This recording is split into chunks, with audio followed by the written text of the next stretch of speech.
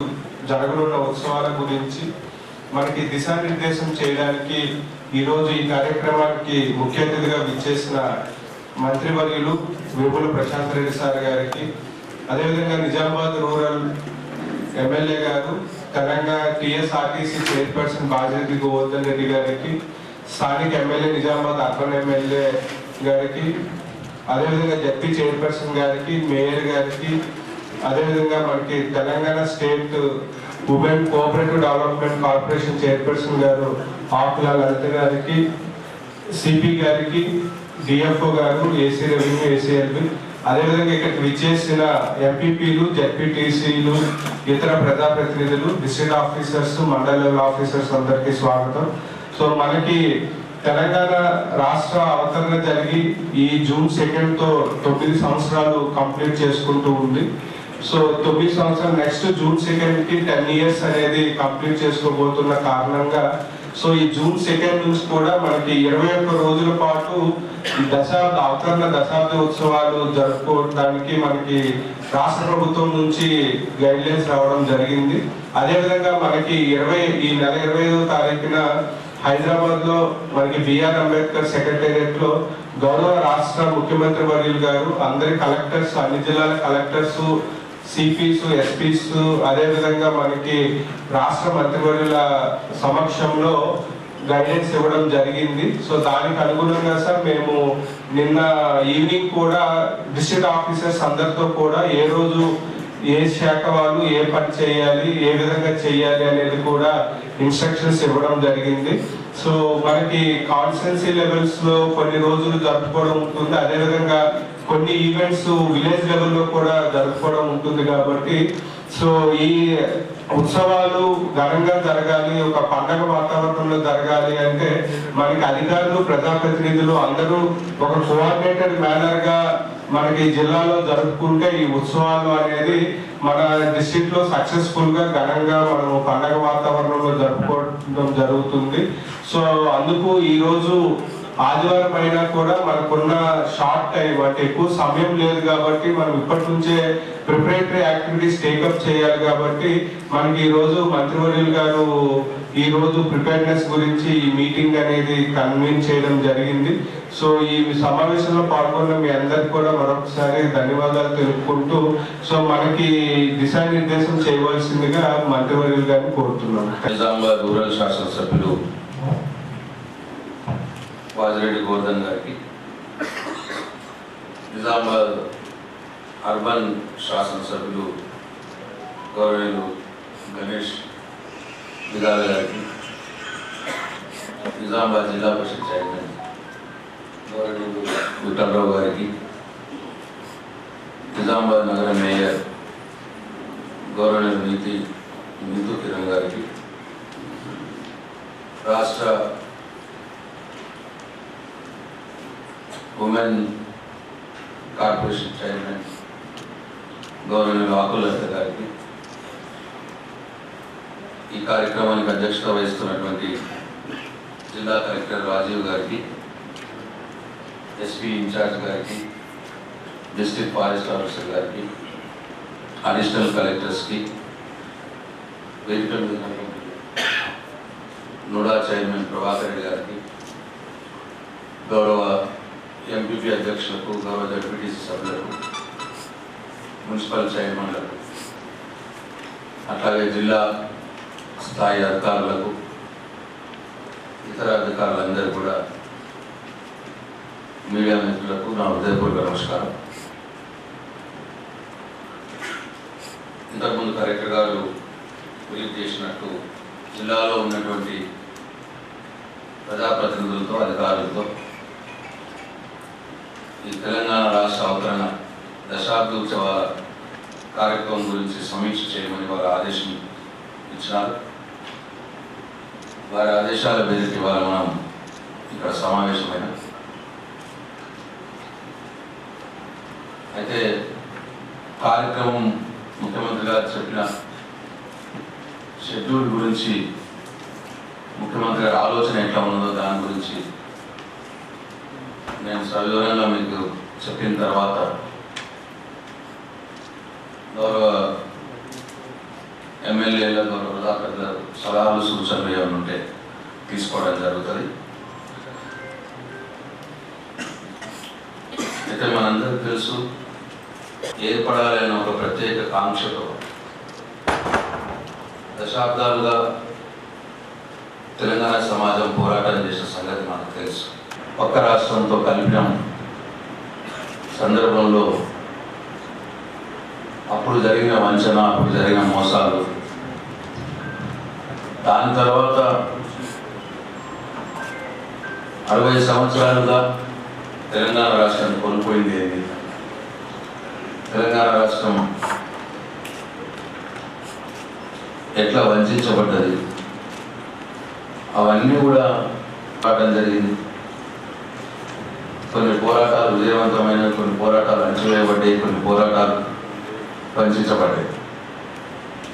కానీ మలిదశ తెలంగాణ ఉద్యమం ఈనాటి మన గౌరవ ముఖ్యమంత్రి కేసీఆర్ గారు 2001వ సంవత్సరంలో ప్రారంభించి మడమ తిప్పకుండా, అడుగు వెనక్కి వేయకుండా, అటుకులు తినో అన్నం తినో, ఎదుటివారు ఈ దేశంలోనే అత్యంత బలవంతులైనటువంటి రాజకీయ నాయకులు ఉన్నా, పదవులున్నా లేకున్నా, డబ్బులున్నా లేకున్నా, తెలంగాణను ఆ చెరసాల నుంచి బయటకు తీసుకురావాలి ఒకే ఒక లక్ష్యంతో ప్రత్యేక తెలంగాణ ఏర్పాటు ఏకైక లక్ష్యంగా కేసీఆర్ గారి నాయకత్వంలో 14 సంవత్సరాలు అల్పనికని పోరాటం జరిగింది. ఒక దశలో ఉద్యమ నాయకుడైనటువంటి కేసీఆర్ గారు చావు నోట్లో తలపెట్టి నా తెలంగాణ నాకు కావాలన్నప్పుడు తెలంగాణ సమాజం మొత్తం బరిదీసి ఒక దిక్కుగా నిలబడి, అవును మా తెలంగాణ మాకు కావాలి, తెలంగాణ కాదు అన్న వాళ్ళ ఆ పార్టీలకు ఇక్కడ తెలంగాణలో ముఖాలు లేవు అని మొత్తం సమాజం ఒక దిక్కుగా నిలబడ్డది. మన తెలంగాణ రాష్ట్రం మనకు అయింది. అయితే ఈ దశాబ్ది ఉత్సవాల యొక్క ప్రాశస్తం ఏంటంటే, ప్రాధాన్యం ఏంటంటే,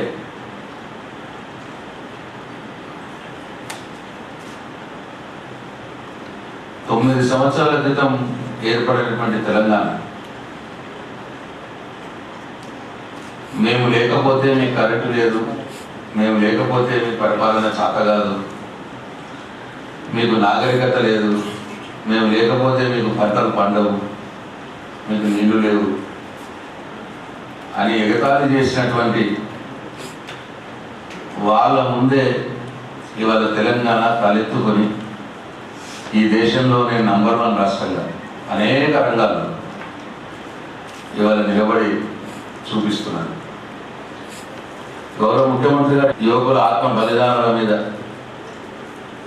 లక్షల మంది పోరాటాల ఫలితంగా ఇవాళ ఏర్పడ్డ తెలంగాణ తల ఎత్తుకొని నిలబడాలి తప్పిస్తే తల దించుకొని ఉండద్దు తెలంగాణ అని చెప్పి వారి growth rate of Telangana is now consistently number 1 in the country. ఇవాళ కరోనా సమయంలో కూడా భారతదేశ గ్రోత్ రేట్ మైనస్లోకి పోతే, అనేక రాష్ట్రాల గ్రోత్ రేట్ మైనస్లోకి పోతే తెలంగాణ గ్రోత్ రేట్ +4లో నిలబడ్డారు. ఇటీవల 13% గ్రోత్ రేట్తో కన్సిస్టెంట్గా తెలంగాణ రాష్ట్రం ఇవాళ దేశంలోనే అగ్రగామిగా నిలబడ్డారు. అంటే ఈ విధంగా పోరాడి తెచ్చుకున్న తెలంగాణ, ఆ తెలంగాణని గౌరవ ముఖ్యమంత్రి కేసీఆర్ గారు వారి యొక్క దూరదృష్టితో, వారి యొక్క జనరక పాలనతో ఈ దేశమే నివరపడే విధంగా అనేక అభివృద్ధి సంక్షేమ కార్యక్రమాలు తీసుకొచ్చి ఇవాళ దేశంలో నంబర్ 1 రాష్ట్రంగా తెలంగాణ నిలబడ్డ సందర్భం, తెలంగాణ రాష్ట్రం ఏర్పడి 9 సంవత్సరాలు పూర్తయి 10వ సంవత్సరంలో అడుగు పెడుతున్నాం. కాబట్టి ఈ 10వ సంవత్సరాన్ని దశాబ్ది ఉత్సవాలుగా ప్రజలమందరి భాగస్వామ్యంతో ఘనంగా జరుపుకుందామని చెప్పి ముఖ్యమంత్రి గారి భావన. ఎందుకంటే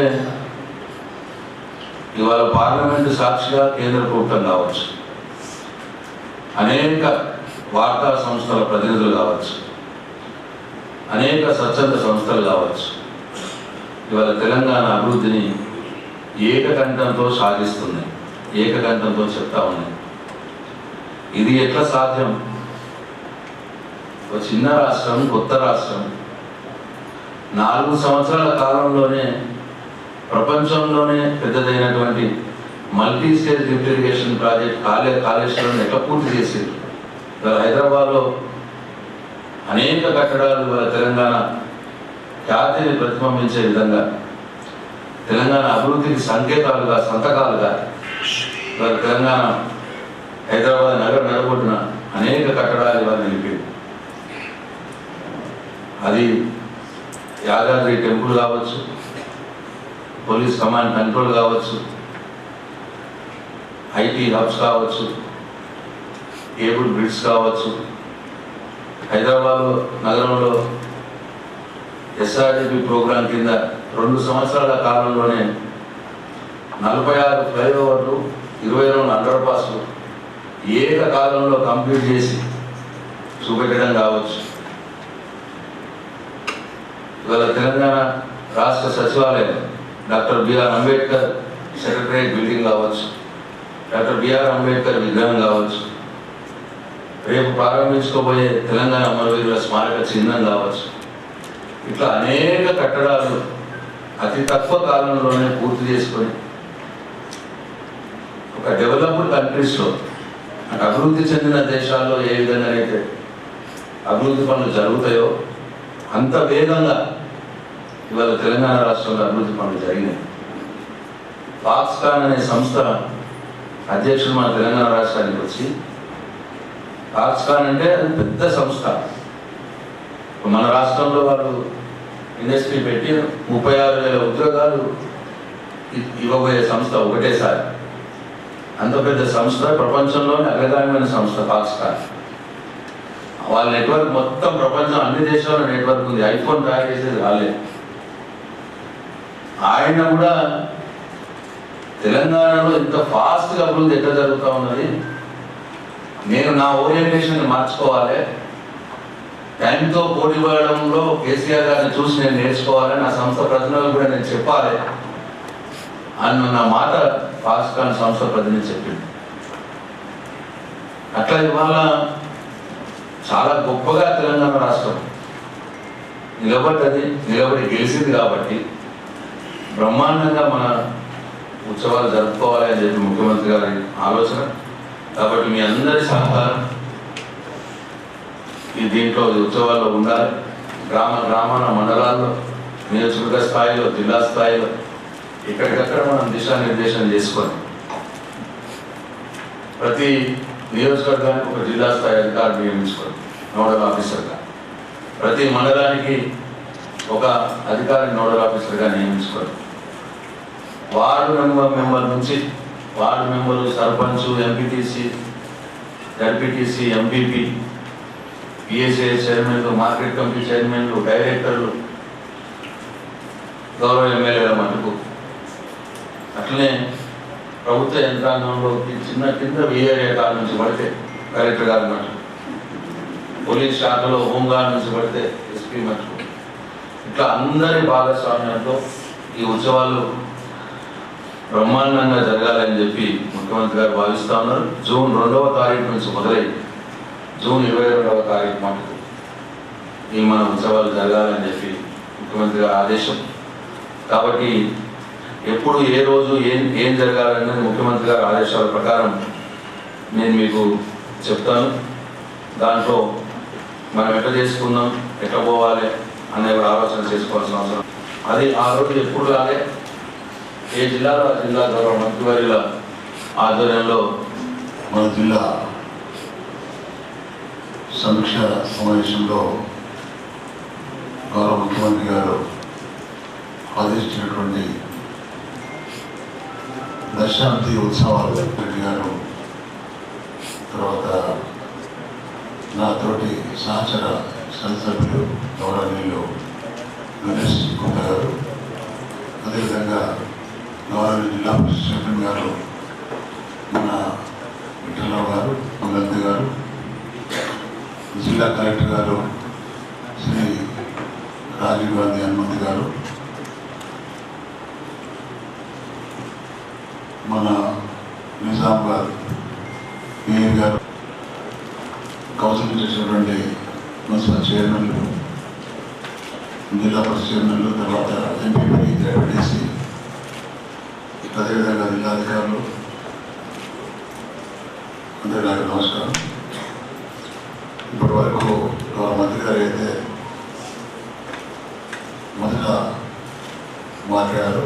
దానికి సంబంధించిన విషయంలో కొన్ని విషయాలు మాట్లాడి నేను నాకు 12 o'clock మా పార్టీ ఆత్మీయ సంఘాలు ఉంది కాబట్టి వెళ్ళాలి, దయచేసి సంబంధించాలి. జనరల్గా గౌరవ ముఖ్యమంత్రి గారు నేను చూస్తున్నప్పటి నుంచి వారి సహకారం వల్ల వారి యొక్క సహచరులను పనిచేస్తున్న ఒక శాసనసభ్యుడిగా ప్రతి విషయాన్ని క్షుణ్ణంగా పరిశీలించి ఆలోచించి నిర్ణయించింది. కానీ వారందరికీ భిన్నంగా ఈ పని మొదలుపెట్టినా అది పూర్తి చేయాలనేది వారి యొక్క అనుమానం.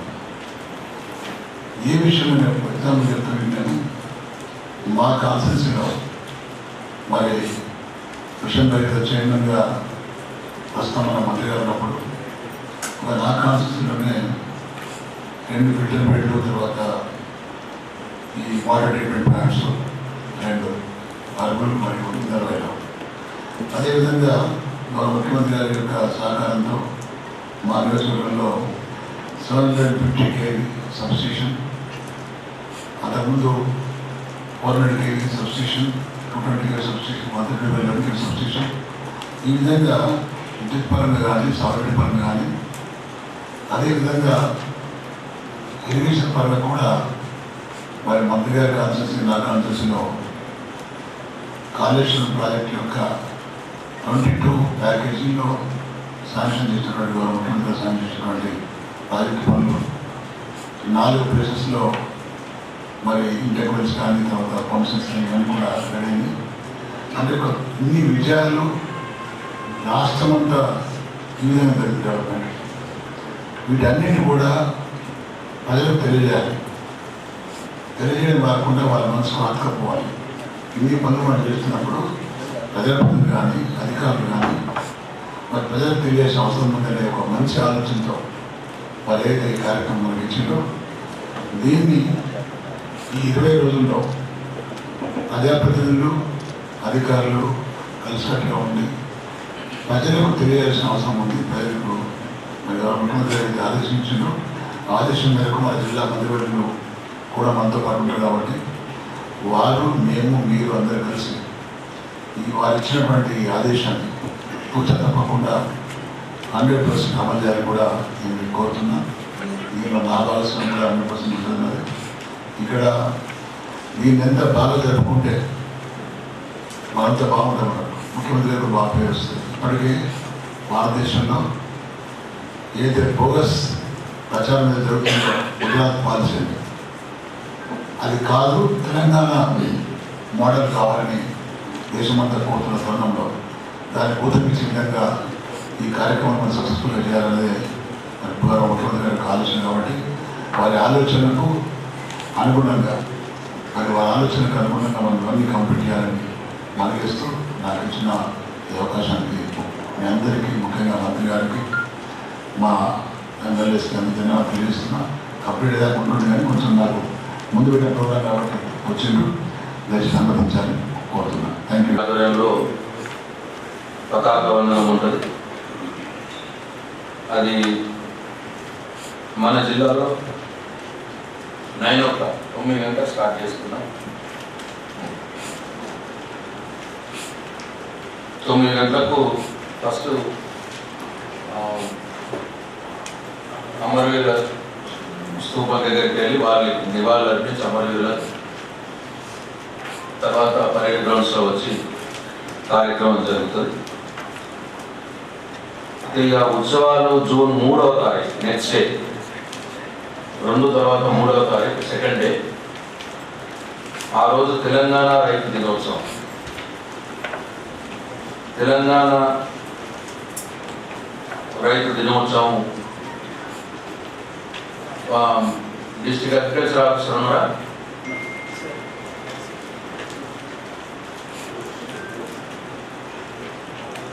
హార్టికల్చర్,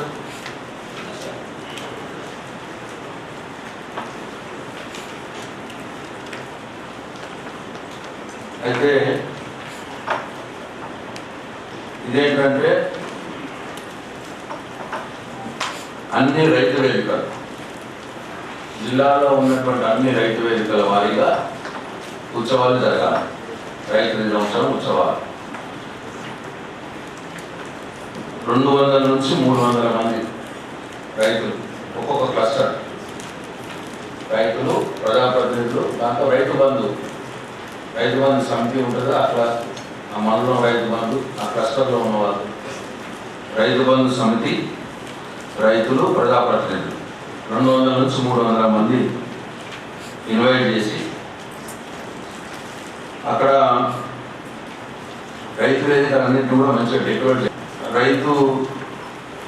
రైతులకు సంబంధించినటువంటి తెలంగాణ ప్రభుత్వం అందించినటువంటి పథకాలను చెప్పే ఫ్లెక్సీ ఏర్పాటు చేయాలి. రైతు వేదికల ముందు ఫ్లెక్సీ ఏర్పాటు చేయాలి. అట్లనే మీరు ఒక పాంప్లెట్ తయారు చేయాలి, ఒక కరపత్రం. ఆ క్లస్టర్లో ఉన్నటువంటి గ్రామాల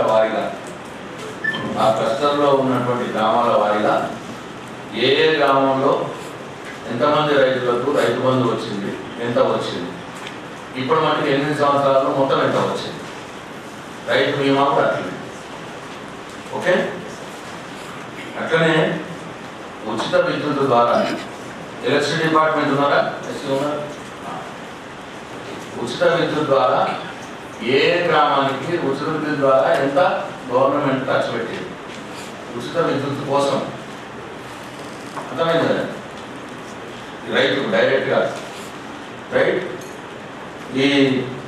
ఇవన్నిటిని సంబంధించి ఆ కరపత్రంలో ఉండాలి, మీ ఫ్లెక్సీలో కూడా ఉండాలి. గ్రామాల వారీగా చేయండి. గ్రామాల వారీగా చేసి మళ్ళీ ఫైనల్గా నియోజకవర్గం కూడా కంపేర్ చేయాలి. మళ్ళీ అది జిల్లా వారీగా కంపేర్ అవుతుంది. ఓకే, ఇది మీ డిపార్ట్మెంట్ పని అయింది. కరెంట్ డిపార్ట్మెంట్ ఆ డీటెయిల్ తీసుకోండి. మీరు చేసిన మీ మన అగ్రికల్చర్ డిపార్ట్మెంట్, హార్టికల్చర్ డిపార్ట్మెంట్ ద్వారా రైతులకు చేసినటువంటి కార్యక్రమం మెయిన్. ఓకే, రైతులతో మాట్లాడేయాలి, అట్లా రైతులు మా లబ్ధిదారులతో మాట్లాడాలి.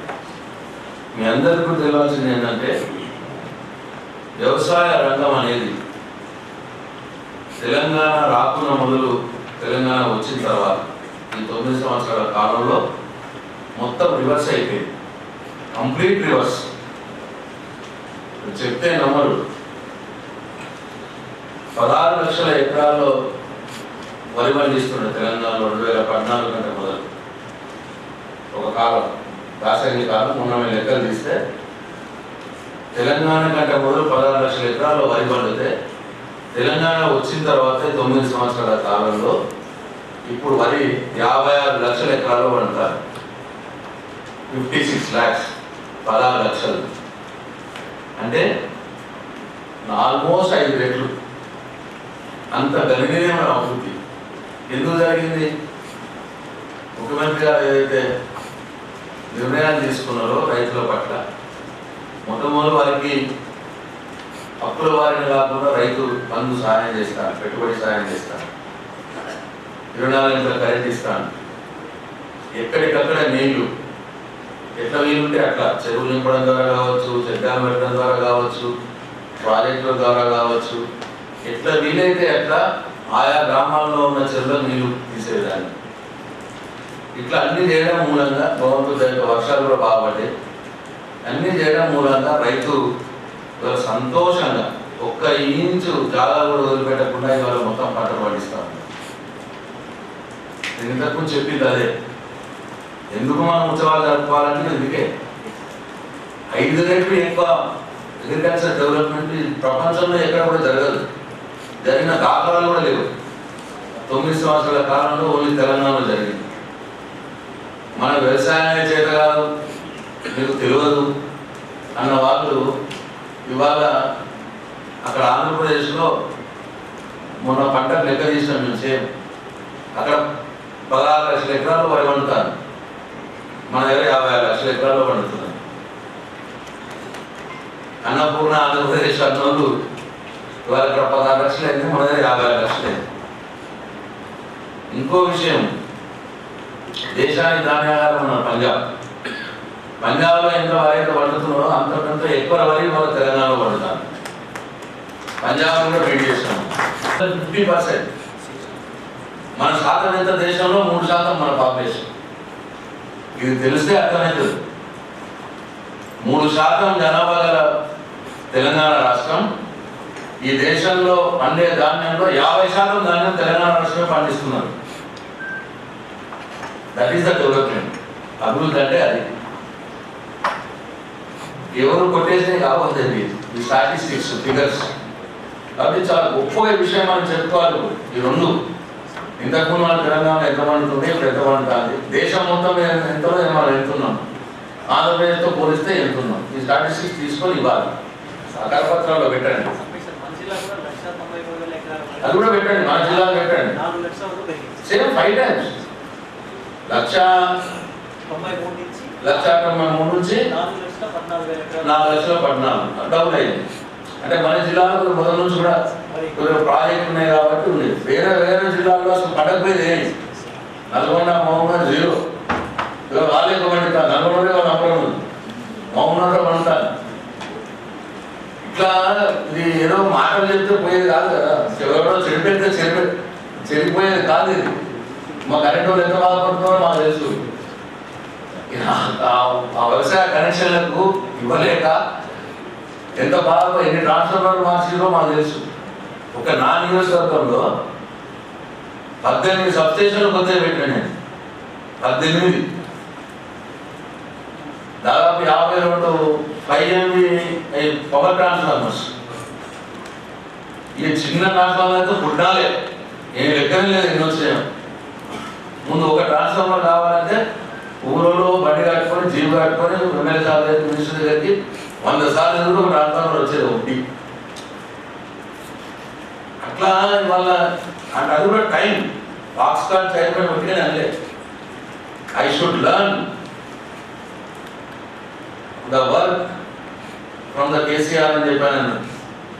ఎట్లా అసలు ఇంత టైంలో ఎట్లా మీరు చేస్తున్నారు, ఇంత తక్కువ టైంలో ఎట్లా చేస్తున్నారు. సో దానంతా మీరు భాగస్వాములే ఈ అభివృద్ధిలో. నేను ఇంతకు చెప్పిన అభివృద్ధిలో ప్రతి డెవలప్మెంట్లో ఇక్కడ కూర్చున్న వాళ్ళందరూ కూడా భాగస్వాములే. ప్రతి ఒక్కరు ప్రజాప్రతినిధులు కావచ్చు, అధికారులు కావచ్చు, ప్రక్రియనే జరగలేదు. ఈ ఆల్ షుడ్ వెరీ ప్రౌడ్ అని ఒక తెలంగాణ స్టేట్.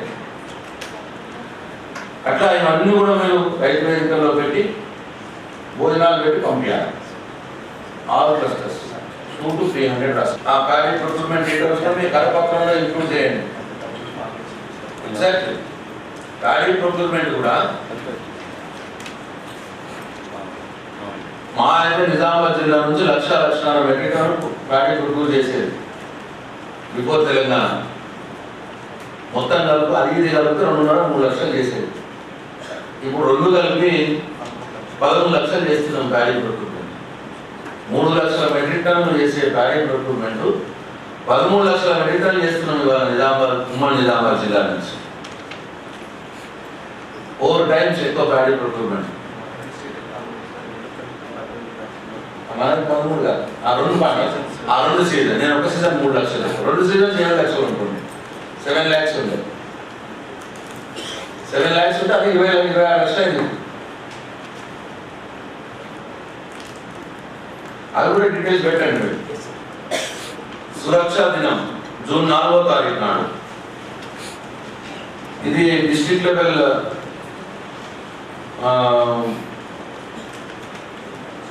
ఇది మొత్తం పోలీస్ డిపార్ట్మెంట్ చేస్తుంది. డిస్ట్రిక్ట్ లెవెల్ మీటింగ్ ఉంటుంది. ఆ మీటింగ్లో పోలీస్ డిపార్ట్మెంట్ సాధించిన విజయాలు చెప్పాలి. ఇది కూడా మీకు పోలీస్ డిపార్ట్మెంట్ కూడా చాలా డ్రాస్టిక్ చేంజెస్ తీసుకొచ్చినారు ముఖ్యమంత్రి గారు. పక్క రాష్ట్రాల్లో ఇప్పటికి కూడా పోతే తెలుస్తుంది మనకి. ఇంతకుముందు తెలంగాణ కంటే మొదలు ఎవరైనా బాధితుడిపై అప్లికేషన్ ఇవ్వాలి పోలీస్ స్టేషన్లో అంటే ఆ కాగితాల ఖర్చు కూడా ఆ బాధితుడు వేయాల్సిన పరిస్థితి ఉంటుంది. ఎందుకంటే పోలీస్కి సపరేట్గా ఏం ఫండ్ ఉండకపోయేది. వాళ్ళు కూడా హెల్ప్లెస్ కాబట్టి బాబు నువ్వే కాగితాలు నువ్వే తీసుకొచ్చుకో అని చెప్పే పరిస్థితి. అర్జెంట్గా ఏమైనా మొగుడు రాసారి ఇక్కడ గొడవ అవుతుంది అని అంటే జీవిలో డీజిల్ పోయి బాబు అవుతామో అన్న పరిస్థితి ఉంటుంది. Continuous fund to the police stations area.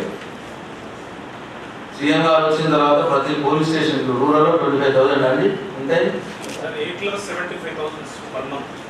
District లో ఐపాటలో 50,000 రూరల్ 75,000. ఒక పోలీస్ స్టేషన్ కు నెల ఖర్చుల కోసం గ్రామీణ స్థాయిలో 25,000, జిల్లా స్థాయిలో 50,000, హైదరాబాద్ అయితే 75,000 ఇస్తారు. అందుకోసం పోయి మాలో కూడా బాగా పోయింది. మన కౌంటర్ ఇంటెలిజెన్స్ ఆధారపడుతున్నది వాళ్ళు. కేంద్ర ప్రభుత్వ నిఘా సంస్థలు కూడా, కేంద్ర ప్రభుత్వ హోం శాఖ కూడా మన హైదరాబాద్ పోలీసులు ఇచ్చే రిపోర్ట్ల మీద ఆధారపడి ఉన్నారు. మంచి కేసెస్ 70% మన పోలీసు ఇచ్చిన సమాచారం. అంత వైడ్ నెట్వర్క్, అంత గొప్పగా టెక్నాలజీ వైజ్గా కూడా చాలా గొప్పగా మన పోలీసు పనిచేస్తూ ఉన్నారు. బెస్ట్ ఎగ్జాంపుల్ ఏంటంటే మన పాస్పోర్ట్ వెరిఫికేషన్. ఎవరైనా చాలా మందికి గతం రోజులలో పాస్పోర్ట్ వెరిఫికేషన్ ఆ కానిస్టేబుల్ వచ్చిందంటే ఇక మన ఇంటికి అల్లుడు వచ్చినట్టే ఉంటుండే, అంతే కదా, అంత ఉంటుండే కథ. ఇక ఫ్యాక్ట్ ఇప్పుడు ఎంత గొప్పగా ఉందంటే పాస్పోర్ట్ వెరిఫికేషన్లో మన Telangana police number 1. Highest passport verification చేసింది మన తెలంగాణ పోలీసు వాళ్ళు. అంత ఫాస్ట్గా, అంత ట్రాన్స్పరెంట్గా ఇవాళ ఆ కార్యక్రమం జరుగుతూ ఉంది. అట్లా చాలా విషయాల్లో తెలంగాణ పోలీసు అండ్ టాప్. కాబట్టి ఆ రోజు జిల్లా లెవెల్లో మీటింగ్ పెట్టుకొని అన్ని విషయాలు కూడా ప్రజలకు తెలియజేసే విధంగా ఆర్గనైజ్ చేయాలి. మీ బాధ్యతనే ఇస్తారు. బ్లడ్ డొనేషన్ క్యాంప్ ఒకటి ఆర్గనైజ్ చేసినాం. కొంతమంది పిల్లలు స్టూడెంట్స్ తీసుకొచ్చి ఆ డిస్టెన్స్ చేస్తున్నాం సార్. దాంతోపాటు సార్ మన దగ్గర చాలా ఎక్విప్మెంట్ వచ్చింది సార్. ఎలక్ట్రానిక్ బ్యాటరీస్, చాలా లేటెస్ట్ మోడల్ ఎక్విప్మెంట్స్ కూడా మన దగ్గర చాలా ఉన్నాయి సార్. అవన్నీ కూడా పబ్లిక్ విజిబుల్గా ఉండేలాగా ఒక ఓపెన్ హౌస్ కానీ పెరడ్ గ్రౌండ్స్ మా ఏఆర్ హెడ్ క్వార్టర్స్ సార్. తర్వాత గ్లూకోజ్ పెట్రోల్ కార్స్ మొత్తం టౌన్ మొత్తం చూపిస్తాం సార్. పెద్ద పెట్టుకుంటా చూడండి, చూపిస్తే మంచిదే. ఉంటాయి సార్, 100 దాకా ఉంటాయి సార్. అంతా గ్లూకోజ్ ఎక్కడికి బందోబస్తు పిలిచినా గ్లూకోజ్ పెట్రోల్ కార్స్ పిలువండి సార్. అది కంటిన్యూ ఇక్కడే ఉంటాయి సార్. కాకపోతే ఈవినింగ్ మనకు రిటర్న్ ప్రోగ్రామ్ బై రోడ్ ఉంటే మనకు రోడ్ అంతా మోర్ దాన్ 60 కిలోమీటర్స్ మనం బందోబస్తు చేయాల్సి వస్తుంది sir. Evening programmes sports meet ఒకటి అనుకున్నాం సార్. అంటే డిస్ట్రిక్ట్ అఫీషియల్స్, పోలీసు, తర్వాత బడాటానా పోలీస్ కాంగ్రెస్ ఇన్స్ట్రక్షన్స్ ఉన్నాయి సార్. తర్వాత అదొకటి మరొకటి డేట్ చూసుకుంటాం సార్. ఆ రోజు ఈవినింగ్ అంటే పాజిటివ్ ఇది కూడా చాలా అంటే తెలంగాణ సాధించిన గొప్ప విజయాలలో ఇదొక విజయం. అది కూడా ఆల్ సెక్టర్స్ కేటాయిస్తున్నారు. అంటే ఇక్కడ ఇష్యూ డబ్బే కాదు, సప్లై చేయడం అనేది ఇష్యూ, ఎఫిషియన్సీ ఆల్సో. మన తెలంగాణ ఎలక్ట్రిసిటీ డిపార్ట్మెంట్ ఉద్యోగస్తుల యొక్క నిబద్ధత, వారి యొక్క పనితనం, వారి యొక్క టెక్నాలజీస్ ఇవన్నీ కూడా దీంట్లో కలిపి 24 hours power for all sectors ఇస్తున్న రాష్ట్రం మొత్తం ఈ దేశంలో తెలంగాణ రాష్ట్రం ఒకటే. ఇది కూడా చాలా గొప్ప విజయం. 9 సంవత్సరాల క్రితం ఒకసారి బ్యాక్ రీల్ వేసుకొని మీరు ఒకసారి వెళ్ళకపోతే ఏర్పడుతుంది. మీ ఆఫీసులలో ఫ్యాన్లు ఎన్ని గంటలు తిరుగుతుండే, మీ పరిస్థితి ఎట్లా ఉంటుండే, ఆఫీసర్స్ది, ఎంప్లాయీస్ది.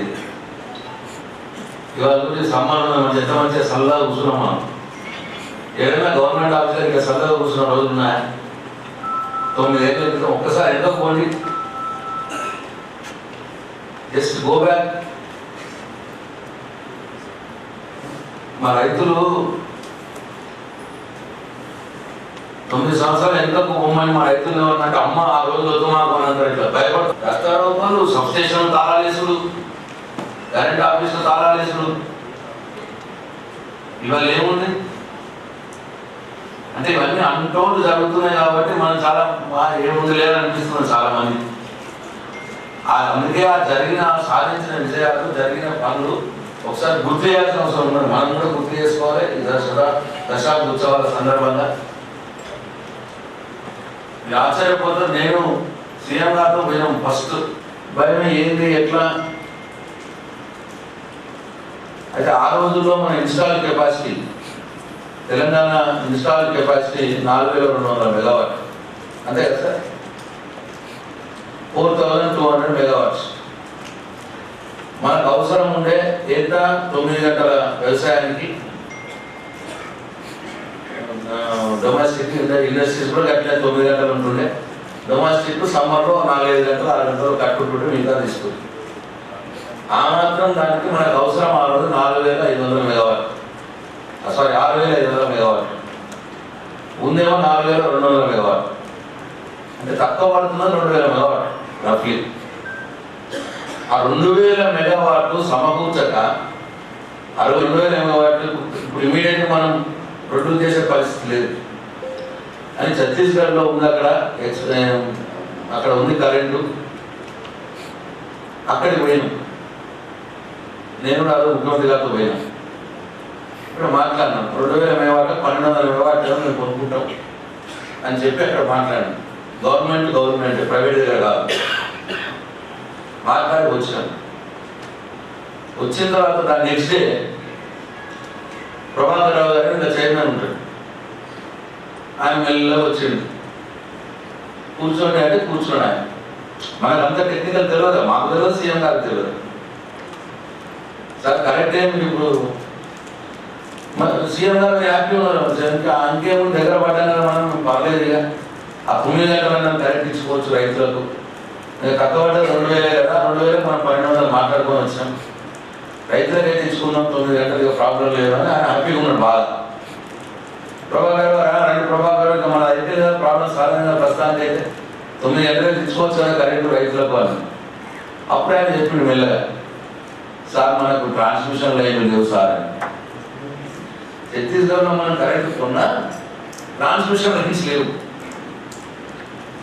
మళ్ళా దాని మీద పడి పవర్ కార్పొరేషన్ ఇండియా లోన్ పోయి ఆ ట్రాన్స్మిషన్ లైన్ వేసుకొని అది చేసుకున్న వాళ్ళు 7 నెలలు పడి, దాని తర్వాత మళ్ళీ మెల్లగా వచ్చిండు ఆయన.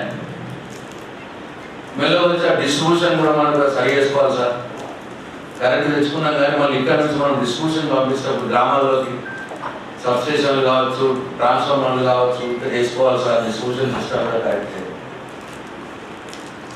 మళ్ళా డిస్ట్రిబ్యూషన్ సిస్టమ్ మళ్ళీ పవర్ కార్పొరేషన్ డ్యాన్స్ మళ్ళీ లోన్ తీసుకొని 22,000 కోట్లు లోన్ తీసుకొని సంవత్సరాల కాలంలో యుద్ధం చేసిన పాపం కరెంట్ డిపార్ట్మెంట్ చేస్తే ఇప్పుడు 24 గంటలు కరెంట్ వచ్చింది. వాటిగా రాలేదు. ఇంత శ్రమ దీని వెనకాల ముఖ్యమంత్రి గారి మేధోమదనం, కరెంట్ డిపార్ట్మెంట్ గారి కష్టం, ఇవన్నీ కలిస్తే ఇవాళ ఇక్కడ స్టెబిలైజ్ అయినా.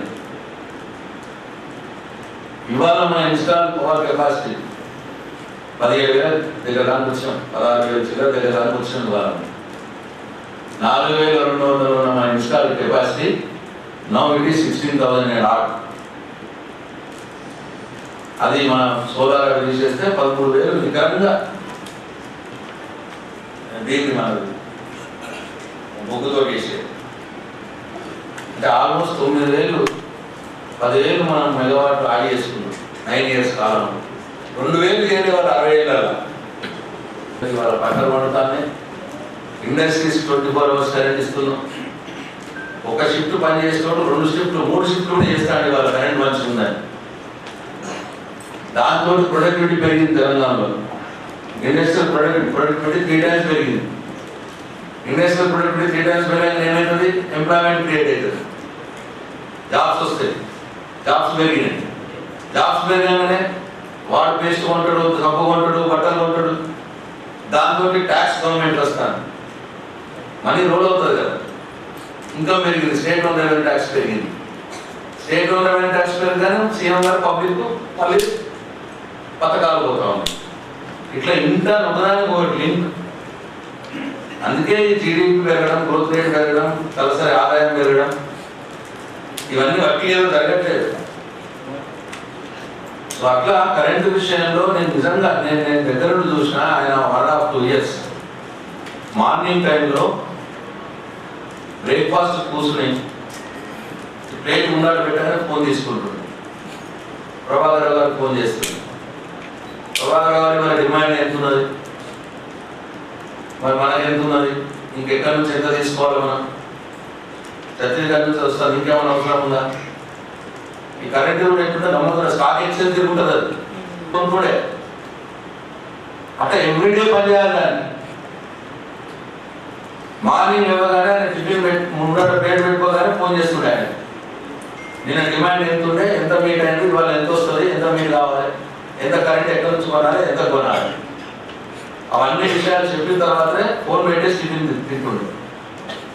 మళ్ళా రాత్రి భోజనం ప్లేట్ ముందర పెట్టాను, మళ్ళీ ఆయన ఫోన్ పొద్దున చెప్పిన ఆయన ఎగ్జిక్యూట్ అయినా కాలేవో మళ్ళీ రేపు పొద్దునే చేయాలి. అది మాట్లాడినాకనే ఫోన్ పెట్టి మళ్ళీ అన్నం తింటుంది. అంటే అన్నం తినకంటే మొదలు కరెంటు విషయం మీద మాట్లాడిన తర్వాత అన్నం తినాలి నేను అని అట్లా నియమం పెట్టుకొని 1.5-2 years దాని వెనకాల పడితే ఇవాళ తెలంగాణ విరజిల్లుతున్నది, కాంతులతో విరజిల్లుతున్నది. అట్లా జరగలేదు. ఇవన్నీ కూడా విజయాలు. మేమే గ్రామాల్లో ఎస్సీ గారు ఇప్పుడైతే లోడ్ అయింది. మీకు తెలిసిన ఉమ్మడి ఆంధ్రప్రదేశ్లో వీక్ లోడ్ మొత్తం ఆంధ్రప్రదేశ్ అంతా కలిపి హైయెస్ట్ లోడ్ వచ్చింది 11,000-12,000 మధ్యలో మెగావాట్ ఒక రోజులో. మొన్న తెలంగాణలో మొన్న సమ్మర్లో ఒకటే రోజు 13,450 గ్రామాల వారీగా సబ్స్టేషన్లు ఎక్కడ కొత్తగా వచ్చినాయి, ట్రాన్స్ఫార్మర్లు ఎక్కడ కొత్తగా ఇచ్చినాం, దానికి ఖర్చు అయింది ఎంత, అవన్నీ కూడా మీరు పాంప్లెట్లలో గ్రామం వైజ్ తీస్తే వెళ్ళిపోతాయి టకా టకా టకా టకా. ఓకే, ఈ 9 years మొత్తం ప్రిపేర్ కాంప్లెట్ ఫ్లెక్సీ కూడా ప్రతి గ్రామ పంచాయతీలో ఫ్లెక్సీ. మీ ఉన్నాయి కదా సబ్స్టేషన్స్ మొత్తం కూడా ఇల్యుమినేట్ చేయండి, మంచిగా సిరీస్ బల్బులు పెట్టి మొత్తం. అప్పుడు నాడు నేడు ఏంటంటే ఫ్లెక్సీస్, కరపత్రాలు, బుక్లెట్లు అందరికి చెప్తున్నాయి. ఏ డిపార్ట్మెంట్ వారు ఆ డిపార్ట్మెంట్ వారు ప్రిపేర్ చేసుకోవాలి. గ్రామాల వారీగా, నియోజకవర్గ వారీగా, జిల్లా వారీగా లాస్ట్ క్యుములేటివ్ రావాలి. ఫస్ట్ గ్రామాల డీటెయిల్స్, తర్వాత నియోజకవర్గం పెట్టుకోండి దగ్గర, తర్వాత జిల్లాలు పెట్టుకోండి. ఏ నియోజకవర్గం వాళ్ళే, ఆల్ డిపార్ట్మెంట్స్.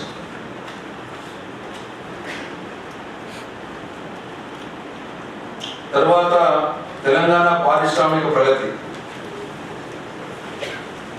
ఇది కూడా మనకి వాళ్ళ డిస్ట్రిక్ట్ మన దగ్గర పెద్ద లేదు ఇండస్ట్రియల్. వాళ్ళనేమో ఎస్టేట్స్ ఉన్నాయా, ఎన్నెన్ని ఉన్నాయి?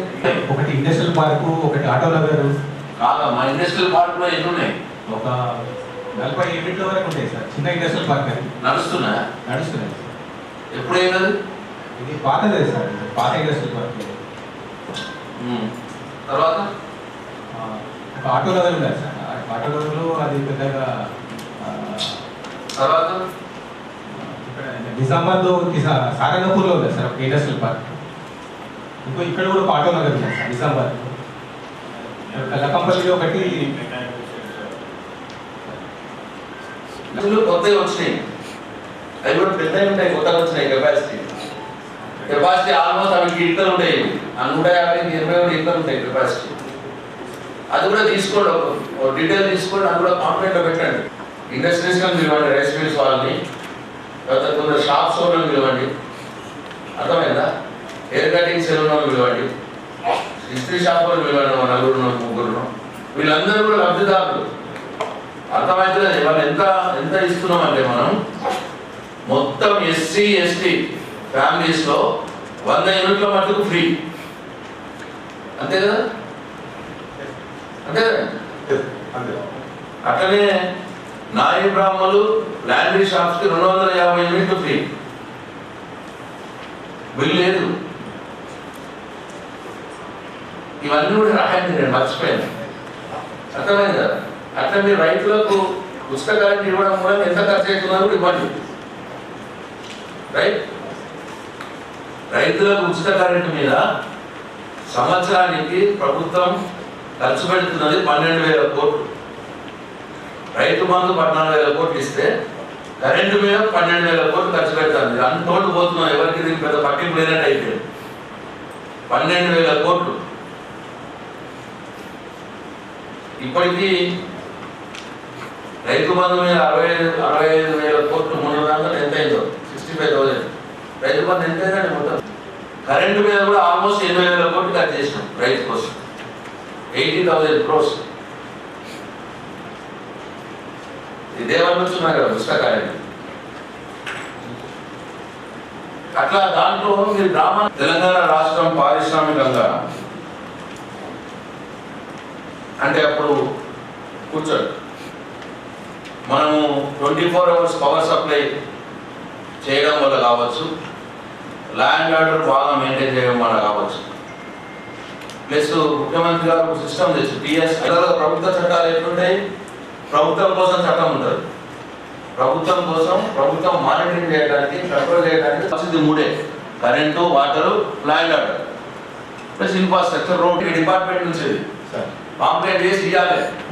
మీ జిల్లాలో టీఎస్ఐ ద్వారా కొత్త ఇండస్ట్రీస్ ఎన్నో ఉద్యోగాలు,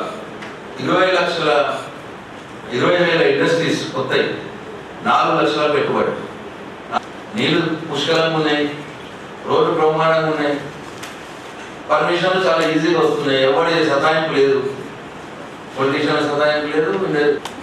ఐటీ ఎక్స్పోర్ట్స్ మన తెలంగాణలో 51,000 కోట్లు ఉండే ఐటీ దిగుమతులు.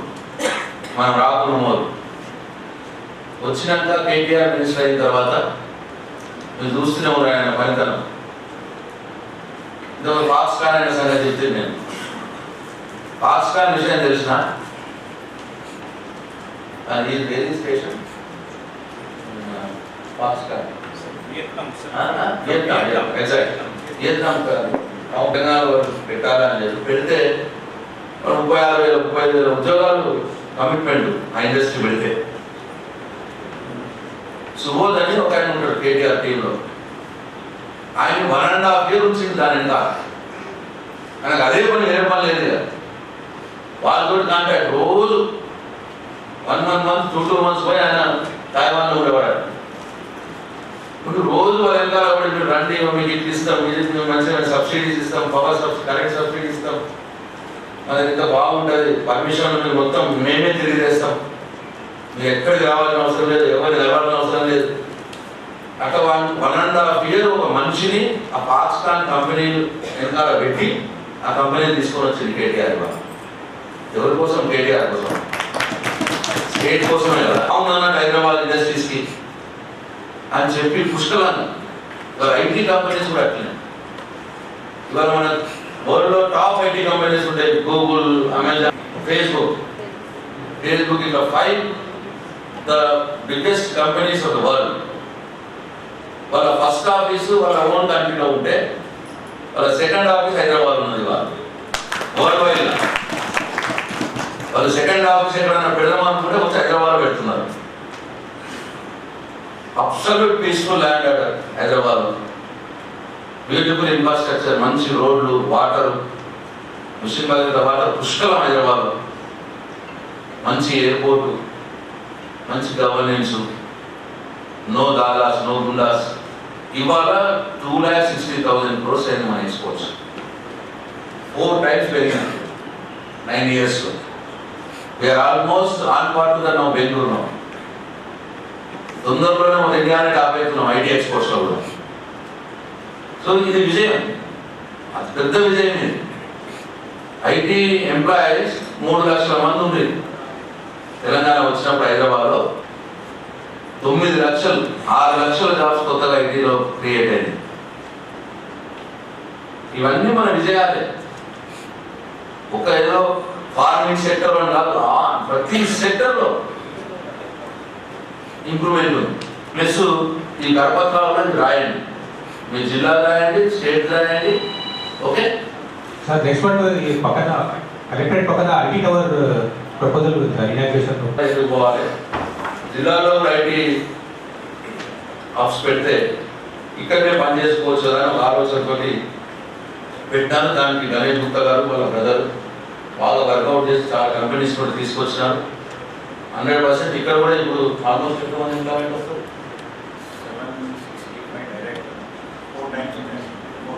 800 మంది పిల్లలు నిజామాబాద్లో ఐటీ జాబ్స్. ఇంకో 4 times మళ్ళీ దానికి సబ్సిడీ వేరే వాళ్ళు పెడతారు.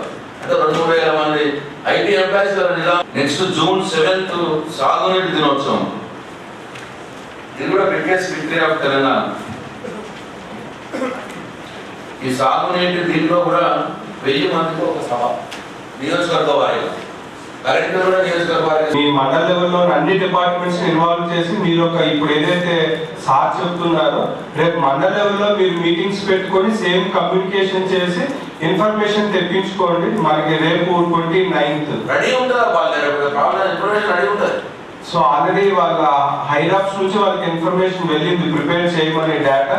ఆ డేటా తీసుకొని మీరు పంచాయత్ సెక్రటరీస్ ని వాళ్ళు పిలిచి ప్రతి గ్రామంలో కూడా ఫ్లెక్సీస్, ప్రతి గ్రామంలో 5-6 లొకేషన్స్ లో ప్రామినెంట్ లొకేషన్స్, జీబీ ఆఫీస్ అవ్వచ్చు, బస్ స్టేషన్ అవ్వచ్చు, ఏవైతే ఎక్కువగా పబ్లిక్ ఉంటారో సో ఆ లొకేషన్స్ లోన ఆ ఫ్లెక్సీలు అన్ని కూడా మనకి June 1st నుంచే మనం ఇన్స్టాల్ చేసేయాలి. ఎందుకంటే June 2nd నుంచి స్టార్ట్ అవుతుంది కాబట్టి ఎగైన్ ఆ ఫ్లెక్సీస్ లో ఆ ఎంబ్లెమ్ ఉంది.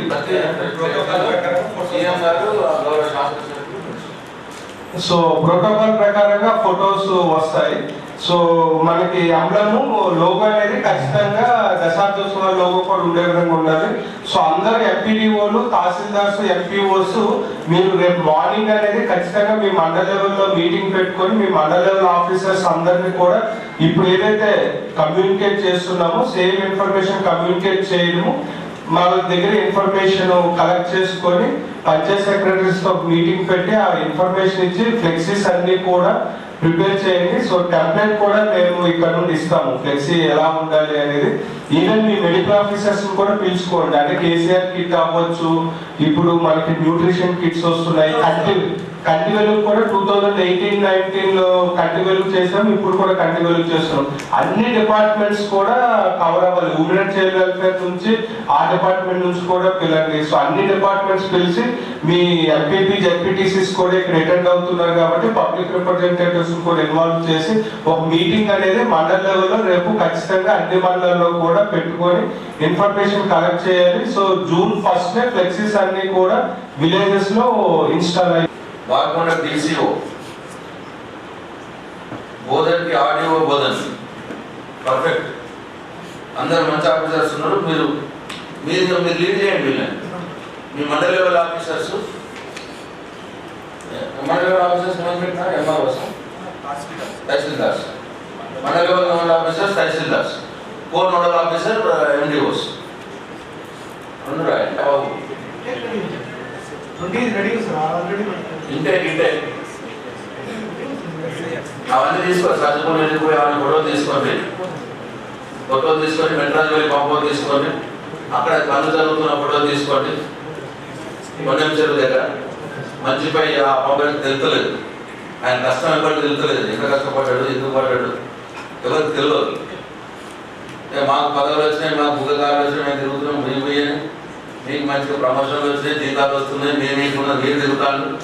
అసలు జరిగింది ఏంటి, జరుగుతున్నది ఏంటి, ఎందుకు జరిగింది చాలా మంది తెలియదు. వెరీ అంటోన్ పోతున్నాయి. Very sorry to say. ఇన్ని జరుగుతున్నాయి. ఇప్పుడు నేను చెప్పిన దాంట్లో ఎంత పర్సెంట్ ఎంతమంది తెలుసు?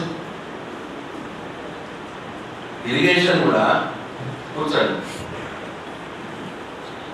ఇరిగేషన్ కూడా ఎంత మైన్యూట్గా అంటే ఆయన ఆప్టిట్యూడ్ ఎట్లుంటుందంటే తెలంగాణ ఇరిగేషన్ రైట్. ఇంతకుముందు మన ఇరిగేషన్ అనగా ఏంటి? ప్రాజెక్టులు, డ్యామ్లు, కాలువలు అంటే ఇరిగేషన్. ఇరిగేషన్ అంటే అదే. కానీ తెలంగాణకు కావాల్సిన ఇరిగేషన్ ఏంటి? ఆ ఓరియంటేషన్ ఎవరు ఆలోచించలేదు.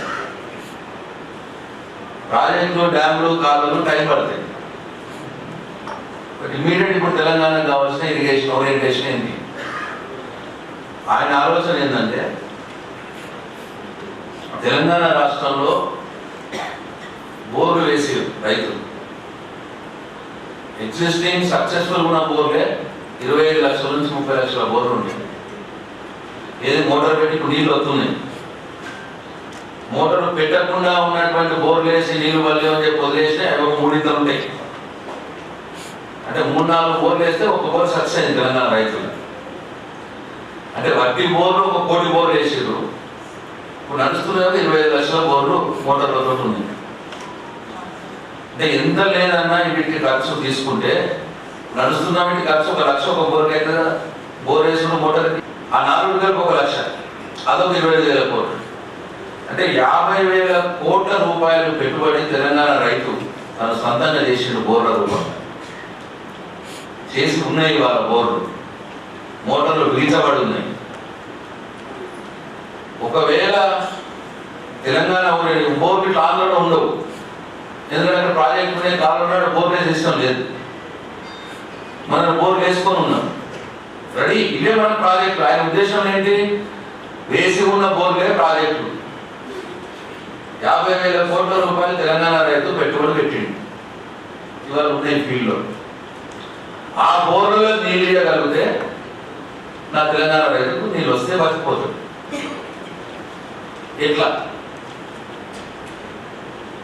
ఎట్లా అంటే టోపోగ్రఫీ మొత్తం స్టడీ చేసిండు ఆయన. తెలంగాణ టోపోగ్రఫీ ఎట్లా ఉంటుంది? గొడుగు తిరగా, గుడిసె తిరగా. ఈ గుడిసె ఒక సైడ్ ఏమో గుడిసె కింది భాగంలో గోదావరి పోతుంది, ఒక సైడ్ గుడిసె కింది భాగంలో కృష్ణానది పోతుంది. అటు సైడ్ హైదరాబాద్ ఏమో టాప్ గుడిసె టాప్లో హైదరాబాద్ 540 లెవెల్, ఇదేమో 0 to 50 లెవెల్ కృష్ణా గోదావరి. అది ఏం జరుగుతుంది? వర్షం పడుతుంది అనుకోండి, తెలంగాణ భూభాగంలో వర్షం పడుతుంది. వర్షం పడంగానే నీళ్ళు గుడిసెక్కడేది ఇట్లా జారిపోతా ఉంటాయి అన్నట్టు, కిందికి వెళ్ళిపోయి నదులలోకి వెళ్ళిపోతాయి. ఆ జారిపోయే నీళ్లను ఆపగలగాలి. ఆపితే నీళ్లు భూమిలోకి పోతాయి. నీళ్లు భూమిలోకి పోతే రెడీ ఉన్న బోర్లకు నీళ్ళు వస్తాయి. That is the orientation of Telangana irrigation. ఇది కాకతీయ కాలం నాటి వాళ్ళ ఆలోచన చేసి సేమ్ చేసి వాళ్ళకి ఏం చేసి చెరువులు తొలగించారు. ఈ సర్ఫేస్ ఉంది ఇప్పుడు, ఈ నీళ్ళు ఇట్లా పోతాయి, ఈరోజు చెరువు తగ్గి ఈ చెరువు నిండుతుంది, మళ్ళీ అరుగుదారి కిందికి పోతాయి, మళ్ళీ ఈడొక చెరువు తగ్గి ఇట్లా చెరువులు ఆ నీళ్లు పోయే ప్రాంతం గొలుసు కట్టి చెరువులు తవ్వుకున్నారు వాళ్ళు. తగ్గి రెడీ పెట్టారు మళ్ళీ. అది కూడా అంటే గొలుసు కట్టు చెరువులు తొమ్మిదే రెడీ. దానికోసమే మిషన్ కాకతీయ అని ప్రోగ్రామ్ తీసుకున్నారు ఆయన. ఫస్ట్ ఇమీడియట్ గా చేసిన పని మన చేతిలో ఉన్నది. మనం ఎవరు పర్మిషన్ అవసరం లేదు, పెద్ద డబ్బు అవసరం లేదు, కొద్ది డబ్బుతో అయిపోతుంది. సో వాటర్ షెడ్ ప్రోగ్రామ్ ఏదైతే ఉందో ఆ చెరువులను మంచిగా చేసే పని మిషన్ కాకతీయ ఫస్ట్ ఇన్సూరెన్స్ అది చేసేసింది ఆయన.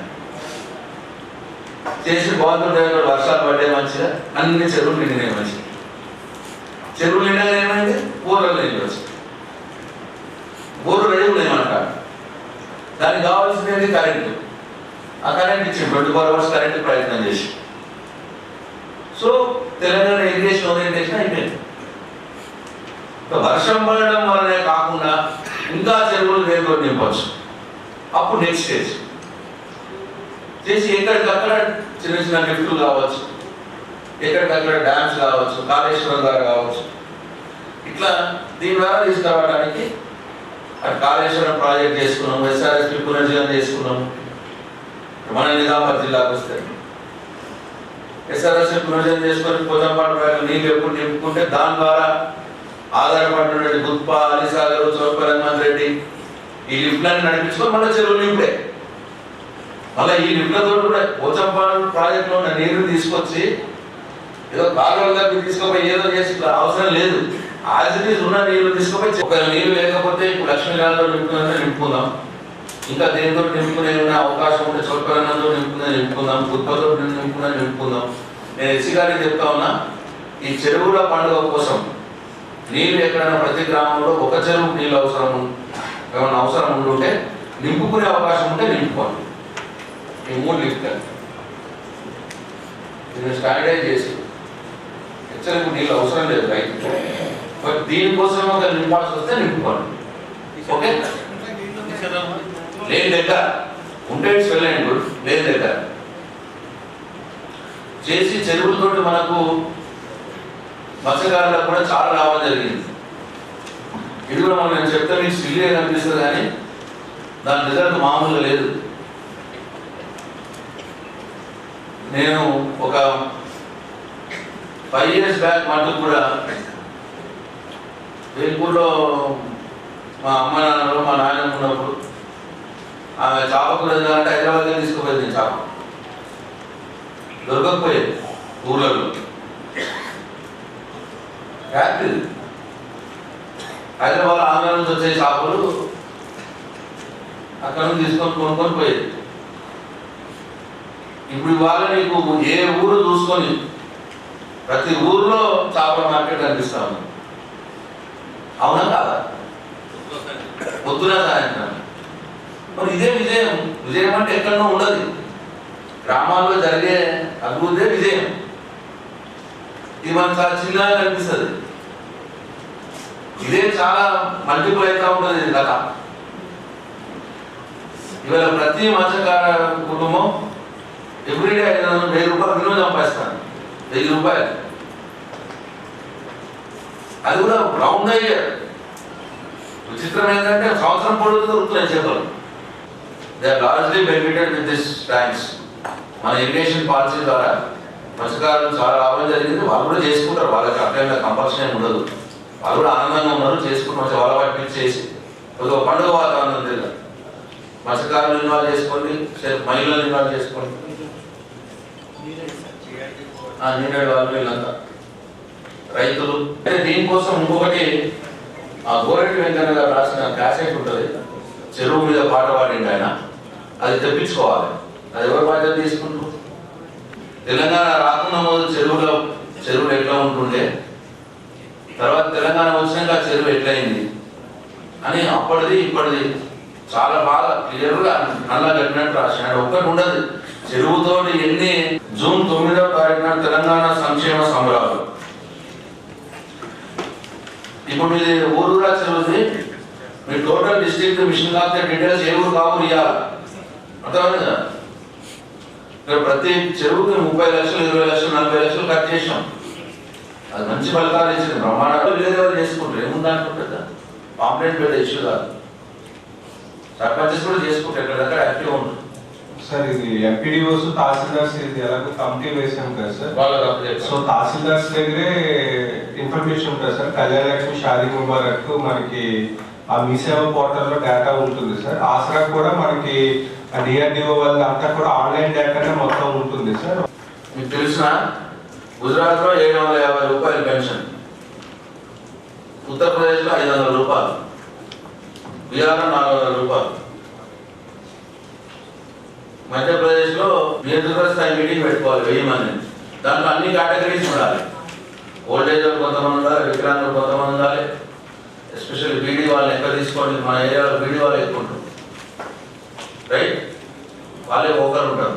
ఆల్రెడీ మనం ఇళ్ల స్థలాల కోసం సేకరించిన భూమి ఉంది, మనం ప్లాట్లో చేయకపోతే అలాట్ చేయని అట్లా రెడీ ఉంటే అవిటిని ఎమ్మెల్యేలతో మర్చిపోయింది.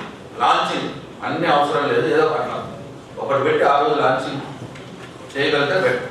సార్ మనకి సోషల్ వెల్ఫేర్ డిపార్ట్మెంట్ నుంచి సార్ ఎక్వైర్ ల్యాండ్ ఎక్విజిషన్ అయ్యి సార్ మనము లేఅవుట్ చేయకుండా పట్టాస్ డిస్ట్రిబ్యూషన్ చేయని ల్యాండ్ ఐడెంటిఫై చేయడం జరిగింది సార్. డిస్ట్రిక్ట్ లో 53 acres 6 గుంటాస్ ల్యాండ్ మనము ఎక్వైర్ చేసి లేఅవుట్ వేయలేదు సార్. అదేవిధంగా పట్టాస్ కూడా డిస్ట్రిబ్యూషన్ చేయకుండా ఉంది సార్. మనకి అది 26 లొకేషన్స్ లో టోటల్ ల్యాండ్ అనేది ఉంది సార్. మన కాన్స్టెన్సీ వైజ్ చూసుకుంటే సార్ ఆర్మూర్లో 6 acres 20 గుంటాస్ సార్, బాల్కొండలో 13 acres 3 గుంటాస్, బోధలో 21 acres 31 గుంటాస్, నిజామాబాద్ రూరల్ కాన్స్టిట్యున్సీలో 11 acres 34 గుంటాస్ ఉంది సార్. ఇది ఆల్రెడీ మనకి ఆర్డీఓస్ తహసీల్దార్స్ కూడా ఫీల్డ్ వెరిఫికేషన్ చేసి సార్ ఇది వితౌట్ ఎనీ లిటిగేషన్ ఉంది సార్. ఇవి మనకి ఇప్పుడు లేఅవుట్ గా కొన్ని పట్టాస్ డిస్ట్రిబ్యూషన్ అనేది చేయడం జరుగుతుంది సార్. సో ఒకసారి దీని గైడ్లైన్స్ కూడా రావడం జరుగుతుంది సార్. అంటే సెలెక్షన్ ఆఫ్ బెనిఫిషరీస్ అది అవి కంప్లీట్ చేసి ఆ ప్రొసీజర్ ఫాలో అయ్యి డిస్ట్రిబ్యూషన్. మేయర్ గారు అండ్ సిపి గారు, ఆకుల లలిత గారు, ఇంకా మున్సిపల్ కమిషనర్ అడిషనల్ కలెక్టర్స్ ఇద్దరు, చంద్రశేఖర్ గారు, చిత్రా మిశ్రా గారు, ఇక్కడికి విచ్చేసినటువంటి అధికారులు, మీడియా మిత్రులందరికీ పేరు పేరు నమస్కారం. అయితే ఇంతకుముందు కారులో వస్తున్నప్పుడు మంత్రి గారు నేను ఒక విషయం మాట్లాడుకున్నాను. నిజంగా ముఖ్యమంత్రి గారు కారణ జన్ముడు. ఒక్క రంగంలో కాదు, తెలంగాణ రంగాన్ని తెలంగాణ రాష్ట్రాన్ని అన్ని రంగాల్లో ముందుకు నడిపించినటువంటి వ్యక్తి. మాట్లాడుతూ ఈ హాల్లోకి వచ్చి కూర్చున్న తర్వాత ఈ హాల్ గురించి మాట్లాడుతున్నాం.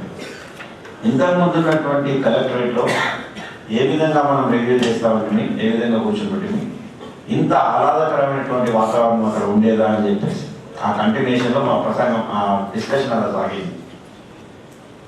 అయితే ఇప్పుడు మంత్రి గారు వివరంగా మీకు ఒక్కొక్క సబ్జెక్ట్ వివరించారు. ఈ ఉమ్మడి ఆంధ్రప్రదేశ్ రాష్ట్రానికి చివరి ముఖ్యమంత్రి అయినటువంటి కిరణ్ కుమార్ రెడ్డి గారి మాట ప్రతిసారి గుర్తొస్తున్నారు. ఒకటి, తెలంగాణ రాష్ట్రం విడిపోయిన తర్వాత అంధకారంలో పోతుంది అనేటటువంటి ఒక మాట. లా అండ్ ఆర్డర్ చాలా, పోలీస్ డిపార్ట్మెంట్లో ఒకే రోజు పోలీస్ గ్రౌండ్స్లో రాష్ట్ర వ్యాప్తంగా ప్రతి జిల్లా కూడా, ఉమ్మడి జిల్లాలు ఉండే అప్పుడు ప్రతి జిల్లాకు కూడా ఒక బుల్లెరో వాహనాలు ఇస్తే ఆ రోజు ఎస్ఐలు ఎంత కృషి చేయడం మేము చూస్తున్నాం. జనరల్కి ఏదైనా ఖరాబ్ అయిందని చెప్పి ఇప్పుడు ఇంతకుముందు మంత్రి గారు చెప్పినట్టు ఒక ట్రాన్స్ఫార్మర్ కావాలంటే ఏ విధంగా తిరుగుతున్నానో, ఒక జీప్ ఖరాబ్ అయిందంటే ఎస్ఐ నుంచి, డిఎస్పీ నుంచి, ఎస్పీ నుంచి పెద్ద పైరవి చేయాల్సినటువంటి అవసరం. కానీ రాష్ట్రంలో ఏది చేసినా కూడా అది చెరువులుగా సాగునీరు కావచ్చు, తాగునీరు కావచ్చు, కరెంటు కావచ్చు, అదేవిధంగా ఒక గుడి గోపురాలు చూసుకున్నట్టయితే ఒక యాదగిరి గుట్ట లాంటి గుడి కట్టినటువంటి ముఖ్యమంత్రి దేశంలో లేదు. ఇప్పుడు ఇదే పరిపాలన భవనం, ఇలాంటి డిస్ట్రిక్ట్ అడ్మినిస్ట్రేషన్ ఆఫీసులు కొన్ని రాష్ట్రాలకు సెక్రటరేట్ కూడా లేవు. నా మిత్రుడు పంజాబ్ స్పీకర్ ఒకసారి ఇక్కడ పర్యటనలో భాగంగా నిజామాబాద్కి వస్తే ఆయన నాందేడ్ పోతూ ఇక్కడ మార్గమధ్యం లాగితే ఇక్కడికి తీసుకొచ్చిన. అప్పుడు చంద్రశేఖర్ గారు వాళ్ళని వెల్కమ్ చెప్పారు, అడిషనల్ కలెక్టర్ గారు. ఆయన అన్న మాట, అరే ఏ క్యా కమాల్ హే, ఇది అసలు డిస్ట్రిక్ట్ అడ్మినిస్ట్రేషన్ ఆఫీసా, ఇంత గొప్పగా ఉంటుందా అంటే ఏ రంగాన్ని కూడా విస్మరించకుండా 24 గంటల కరెంటు. ముఖ్యమంత్రి గారు వివిధ సందర్భాల్లో చెప్పారు. ఇప్పుడు మన మినిస్టర్ గారు చాలా ఎలాబరేటెడ్ ఎక్స్ప్లెయిన్ చేసి ఎక్కడి నుంచి మొదలైనాం, ఎంత మనకు అవసరం ఉండే, ఇప్పుడు ఎక్కడికి వచ్చినాం. చిన్నపిల్లలకు ఇప్పుడు చిన్నపిల్లలు ఇక తెలంగాణ వచ్చిన తర్వాత పుట్టినటువంటి పిల్లలకు కరెంటు పోవడం అంటే ఏందో, పవర్ కట్ అంటే ఏందో తెలియకుండా చేస్తున్నారు. మరి అది చేసి చూపించారు. నీటి ఎద్దడి లేకుండా ప్రతి ఇంటికి నీళ్లు రావాలనేటటువంటి విషయాన్ని వారు చేసి చూపించారు. పొలాలకు ఎలాంటి ఇబ్బంది లేకుండా వ్యవసాయ రంగాన్ని పెంచుతారని పెంచి చూపించారు. ఎక్కడ 16 లక్షలు, ఎక్కడ 56 లక్షల ధాన్యం. అయితే భారతదేశంలో 3% ఉన్నటువంటి పాపులేషన్ మోర్ దెన్ 50% మనం జనరేస్తున్నామంటే ఆశామాషి కాదు. ఇవన్నీ ఎట్లా సాధ్యమైనాయంటే ముఖ్యమంత్రి గారి ఆలోచన విధానంతో. మనం 10 సంవత్సరాలు అడుగు పెట్టబోతున్నాం. 9 సంవత్సరాలు పూర్తి చేసుకొని 10 సంవత్సరాల వయసులో మనం అడుగు పెట్టబోతున్నాం మన రాష్ట్రాన్ని. అన్ని రంగాల్లో కూడా మనం నంబర్ 1 స్థానంలో ఉన్నాం. ఒక 10 గ్రామాలు, ఉత్తమమైనటువంటి గ్రామాలని భారతదేశంలో సెలెక్ట్ చేయమని చెప్తే అన్ని కూడా తెలంగాణ వచ్చినాయి. అరే ఇదేదో గడబడ జరిగిందని చెప్పేసి మళ్ళీ ఇంకో 20 గ్రామాలు చేసే దాంట్లో 19 మనకి వచ్చినాయి. నిజామాబాద్ నుంచి కూడా ఉన్నాయి. సో ఏ రంగం చూసుకున్నా మనం నంబర్ 1 ఉన్నాం. ఇవన్నిటిని నెమరు వేసుకోవాలి. అది ముఖ్యమంత్రి గారి ప్రోగ్రాం. 9 సంవత్సరాలు పూర్తి చేసుకొని 10వ సంవత్సరాలు అడుగుతున్నటువంటి సమయంలో తాగునీరు కావచ్చు, సాగునీరు కావచ్చు, పల్లెలు కావచ్చు, అదేవిధంగా చెరువులు కావచ్చు, పంటలు కావచ్చు, ఇవన్నిటి కూడా ప్రజలకు అర్థమయ్యే విధంగా చెప్పడం ఒకటి, సంబరాలు చేసుకోవడం ఒకటి. దీంట్లో పొలిటికల్స్ అంటే ఏమి ఉండదు. మనం సాధించినటువంటి ప్రగతిని మనం నిమరు వేసుకోవడం. ఒక పవర్ డే అంటున్నాం. కాబట్టి ఇప్పుడు ముఖ్యమంత్రి గారు చెప్పిన మంత్రి గారు మీకు ఎక్స్ప్లెయిన్ చేశారు. అది సామాన్య ప్రజలకు తెలియదు, కరెంట్ వస్తుందో పోతుందో అంతే తెలుస్తుంది. కానీ దాని ఇంకా ప్రయాస ఎంతుంది, ముఖ్యమంత్రి గారు పడ్డటువంటి ప్రయాస ఎంతుంది, అది ఒక 1000 మంది రైతులకు కూర్చోబెట్టి చెప్పడం, వాళ్ళతో భోజనం. ఇప్పుడు దీంట్లో నుంచి వచ్చినటువంటి సోదరు అని చెప్తాడు ఎక్స్పీరియన్స్. ఇంతకుముందు అన్న డిస్టర్బెన్స్ ఉంటుంది, అది వాస్తవం. ఈరోజు ఆ గవర్నమెంట్ నాకు పని లేదు. కాబట్టి అన్ని రంగాల్లో కూడా మనం ప్రగతి సాధించినాం. కాబట్టి ఈ ప్రగతిని ఈ 20 రోజులు ఇచ్చినటువంటి టైం టేబుల్లో ఖచ్చితంగా మనం మాట్లాడుకొని ప్రజలకు ఉపయోగపడే విధంగా మనం చెప్పుకోవాలి. అండ్ మంత్రి గారు మాకు కొన్ని ఉన్నాయి రంగాలు, అంటే అర్బన్కు సంబంధం లేనటువంటి రంగాలు కొన్ని ఉన్నాయి. ఆ సమయంలో మేము ఏదైనా ఒకసారి డిజైన్ చేసుకొని, నేను మా మేయర్ గారు, మా కమిషనర్ గారు, కలెక్టర్ గారు కొన్ని మేము ప్రపోజల్స్ మీకు చెప్తాం. అది బాగుంటాయి అని అనుకుంటే ఆ ప్రోగ్రామ్స్ కూడా నేను టేకప్ చేస్తాను, alternative programmes. Which is complete. ఇప్పుడు పల్లె ప్రగతి ఉంది. పల్లె ప్రగతి మాకు వాస్తవానికి మాకు దగ్గర పల్లెలు ఏం లేవు. 2 రోజులు పట్టణ ప్రగతి చేయడం అట్లాంటి కార్యక్రమం. సో ఇప్పుడు మీ కాన్స్టిట్యూన్సీకి ఏదైనా పల్లెలోనే పట్టణాలు చూసి తప్పకుండా మేము ఇస్తాం. అండ్ ఇంకా కొన్ని ఉన్నాయి.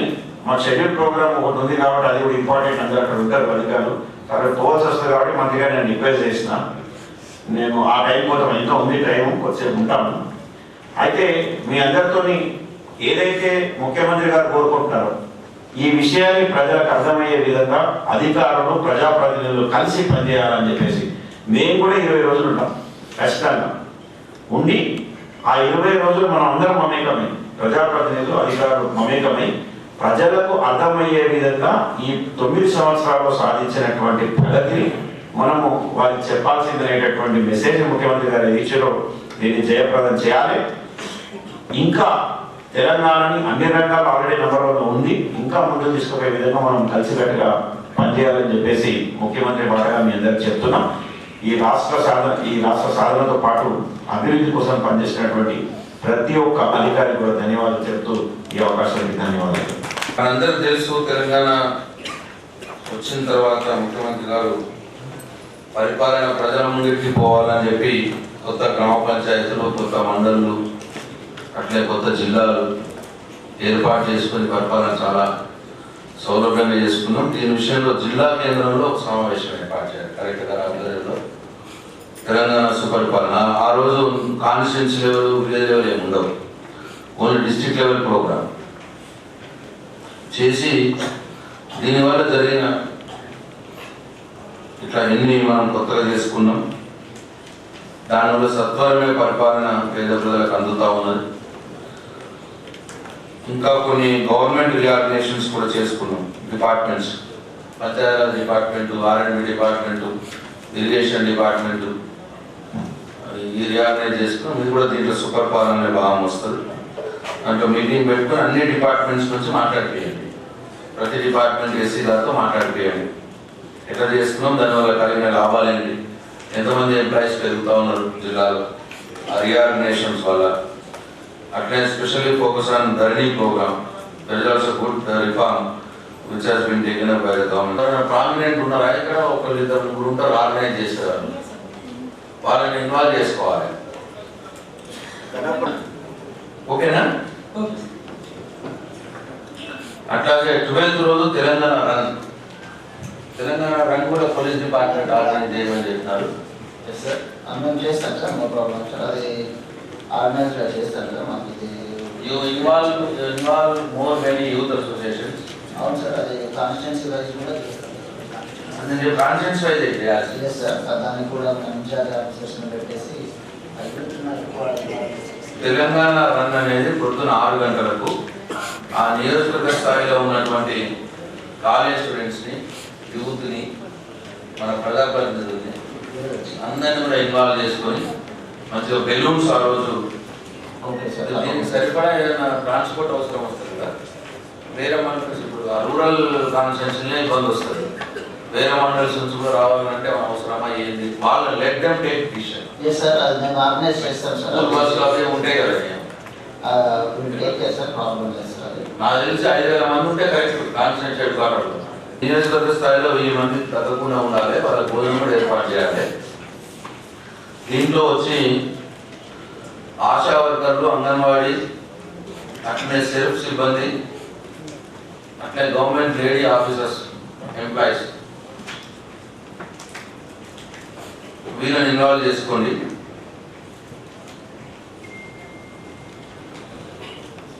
చేసుకొని మహిళలకు ఇక్కడ ఫ్లెక్సీ ఏర్పాటు చేసుకోవాలి.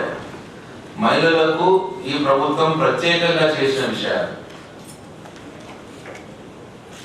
అంటే ఇంతకుముందు ఎవరు చేయనటువంటి విషయాలు అవి చాలా ఉన్నాయి. ఒక్కొక్కటి ఉన్నాయి. ఫస్ట్ ఏమో బీడీ కార్మికుల పెన్షన్ ఈ దేశంలో ఎవరు కూడా 2,000 రూపాయలు. అది ఇక్కడ కేసీఆర్ గారు ఇస్తా ఉన్నారు బీడీ కార్మికుల పెన్షన్. ఒంటరి మహిళలు కూడా దేశంలో ఎవరు ఇయ్యారు. ఒంటరి మహిళలు కేసీఆర్ గారు ఇస్తా ఉన్నారు. కళ్యాణ లక్ష్మి ఆడపిల్ల పెళ్ళైతే 1,00,000 రూపాయలు ఎవరు ఇయ్యారు ఈ దేశంలో, కేసీఆర్ గారు ఇస్తా ఉన్నారు. ఇవన్నీ కూడా ఆ ఫ్లెక్సీలో పెట్టాలి. ఆ నియోజకవర్గానికి సంబంధించి బీడీ కార్మికులు ఇంతమంది పెన్షన్లు, ఇంత డబ్బు, ఇంతమందికి, అట్లే ఒంటరి మహిళలకు ఇంతమందికి, కళ్యాణ లక్ష్మి ఇంతమందికి ఇచ్చాము. మొత్తం కాన్స్టిట్యూన్సీ వైజ్ డీటెయిల్స్. ఇది సపరేట్ ఫ్లెక్సీ ఆడవద్దు అంటే ఆడవాళ్ళకు సంబంధించింది. అట్లే ఆరోగ్య లక్ష్మి అనే కార్యక్రమం ఫుడ్ పెట్టేది, అంగన్వాడీలో ఫుడ్ పెట్టేది. అది ఆరోగ్య లక్ష్మి అంటే ఏంటి? అదే కదా, అది ఆరోగ్య మహిళ. న్యూట్రిషన్ అదే నేను చెప్పేది, అంగన్వాడీలే కదా. అంటే దీని డీటెయిల్స్ రాయాలి ఫ్లెక్సీలో పాంప్లెట్. ప్రతి దానికి, ప్రతి ప్రోగ్రామ్ కి ఫ్లెక్సీ పాంప్లెట్ అయితే కంపల్సరీ. ఆ పర్టికులర్ డిపార్ట్మెంట్ మనం సాధించిన విజయాలు. ఓకే, న్యూట్రిషన్ కిట్ ఆ నియోజకవర్గంలో ఎంతమందికి ఇస్తున్నాం, ఎంతమంది లబ్ధాలు. మెయిన్ ఏంటంటే తెలంగాణ ఏర్పాటైనప్పుడు ప్రభుత్వ ఆసుపత్రుల్లో ఉన్నటువంటి బెడ్ల సంఖ్య 17,000. ఈ రోజు ప్రభుత్వ ఆసుపత్రుల్లో ఉన్న బెడ్ల సంఖ్య 50,000. 3 రెట్లు పెంచుకున్నాం మనం ప్రభుత్వ ఆసుపత్రుల్లో ఉన్న బెడ్ల సంఖ్య. నేను చదివిన ఏదైనా 3 రెట్ల కంటే తక్కువ ఉన్న డెవలప్మెంట్ ఏ రంగమైనా తీసుకో. యూనిలాటరల్ డెవలప్మెంట్ అంటారు దీన్ని. జనరల్గా ఏ స్టేట్ అయినా భారతదేశ చరిత్రలో ఒక ముఖ్యమంత్రి ఒకదాన్ని పోగ చేస్తారు. ఆ రంగం చాలా అభివృద్ధి. అది అప్పుడు 17,000లో ఆక్సిజన్ బెడ్ల సంఖ్య తక్కువ ఉంటుండే. ఇప్పుడు 50,000 బెడ్ ఆక్సిజన్ బెడ్లే ఇవాళ తెలంగాణ రాష్ట్రంలో ఆఫ్టర్ కరోనా. అట్లా ప్రతి జిల్లాకు ఒక మెడికల్ కాలేజీతో పాటు హాస్పిటల్ ప్రతి జిల్లా. కేంద్ర ప్రభుత్వం 150 మెడికల్ కాలేజీలు ఇచ్చింది అన్ని రాష్ట్రాలు, మనం ఒకటి కూడా ఇవ్వలేదు. అయినా సరే ముఖ్యమంత్రి గారు ప్రతి జిల్లాకు ఒక మెడికల్ కాలేజ్ సొంతంగా మన రాష్ట్రాన్ని ఇలా పెట్టుకుంటున్నాం.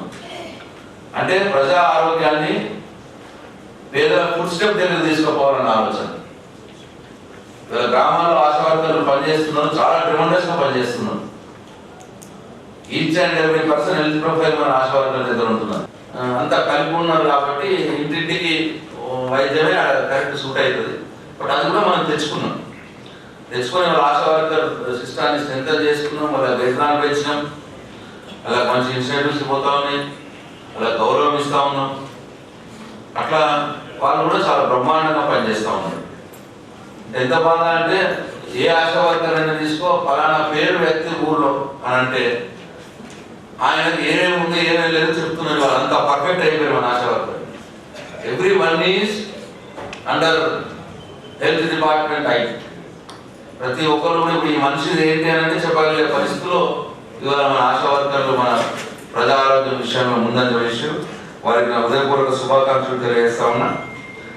అట్లనే పనిచేసే వాళ్ళందరూ కూడా పెట్టుకొని మన విజయాలు చెప్పుకోవాలి. దీన్ని కూడా మీరు ఒక పాంప్లెట్ తయారు చేయండి. నిజామాబాద్ జిల్లాలో మనం సాధించిన విజయాలు రాష్ట్ర వర్తన పాంప్లెట్ మీకు వస్తుంది అక్కడ నుంచి డెఫినెట్గా.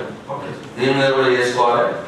అట్లనే కూడా మన తెలంగాణ గవర్నమెంట్ వచ్చినాక నేను అనుకుంటా నీకు ఏమైనా ఐడియా ఉందా ప్రతిమ? మీకు ఐడియా ఉందా? కొత్త స్టేట్ వైడ్ రిక్రూట్మెంట్స్ ఎంత జరిగింది? డాక్టర్స్ ప్రోగ్రామ్ ఇంత పెద్ద ప్రోగ్రామ్ ప్రపంచంలోనే జరగలేదు. కోటి మందిని ఐ చెకింగ్ జరిగింది. కోటి మందికి 50 లక్షలు కోటి. మా సైజ్ ఎంత అంటే మేము గిన్ని ఉన్నాం, గిన్ని ఉన్నాయి, మాకు ఇంత పెట్టాలి అట్లా ఇట్లా అని చెప్పాం. మా కోటిలో 60 లక్షల ఇల్లు మాకు రూరల్, 40 లక్షల ఇల్లు అర్బన్. ఫస్ట్ అయితే రూరల్ చేయాలనుకున్నాం. 60 లక్షల ఇళ్ళలో పెడతాం మేము అని చెప్పి అంత అయిపోయిన తర్వాత ఎప్పటిలో కూడా కావాలనుకుంటారు మీకు ఆ ప్రోగ్రామ్ అన్నాయి అంటే అప్పుడు మేము 1 year అయిపోయింది. Our CM wants it complete within 3.5 years అని మేము. ఎందుకంటే ఆయన ఈ టర్ములే చేయాలని ఆయన పెట్టుకున్నారు.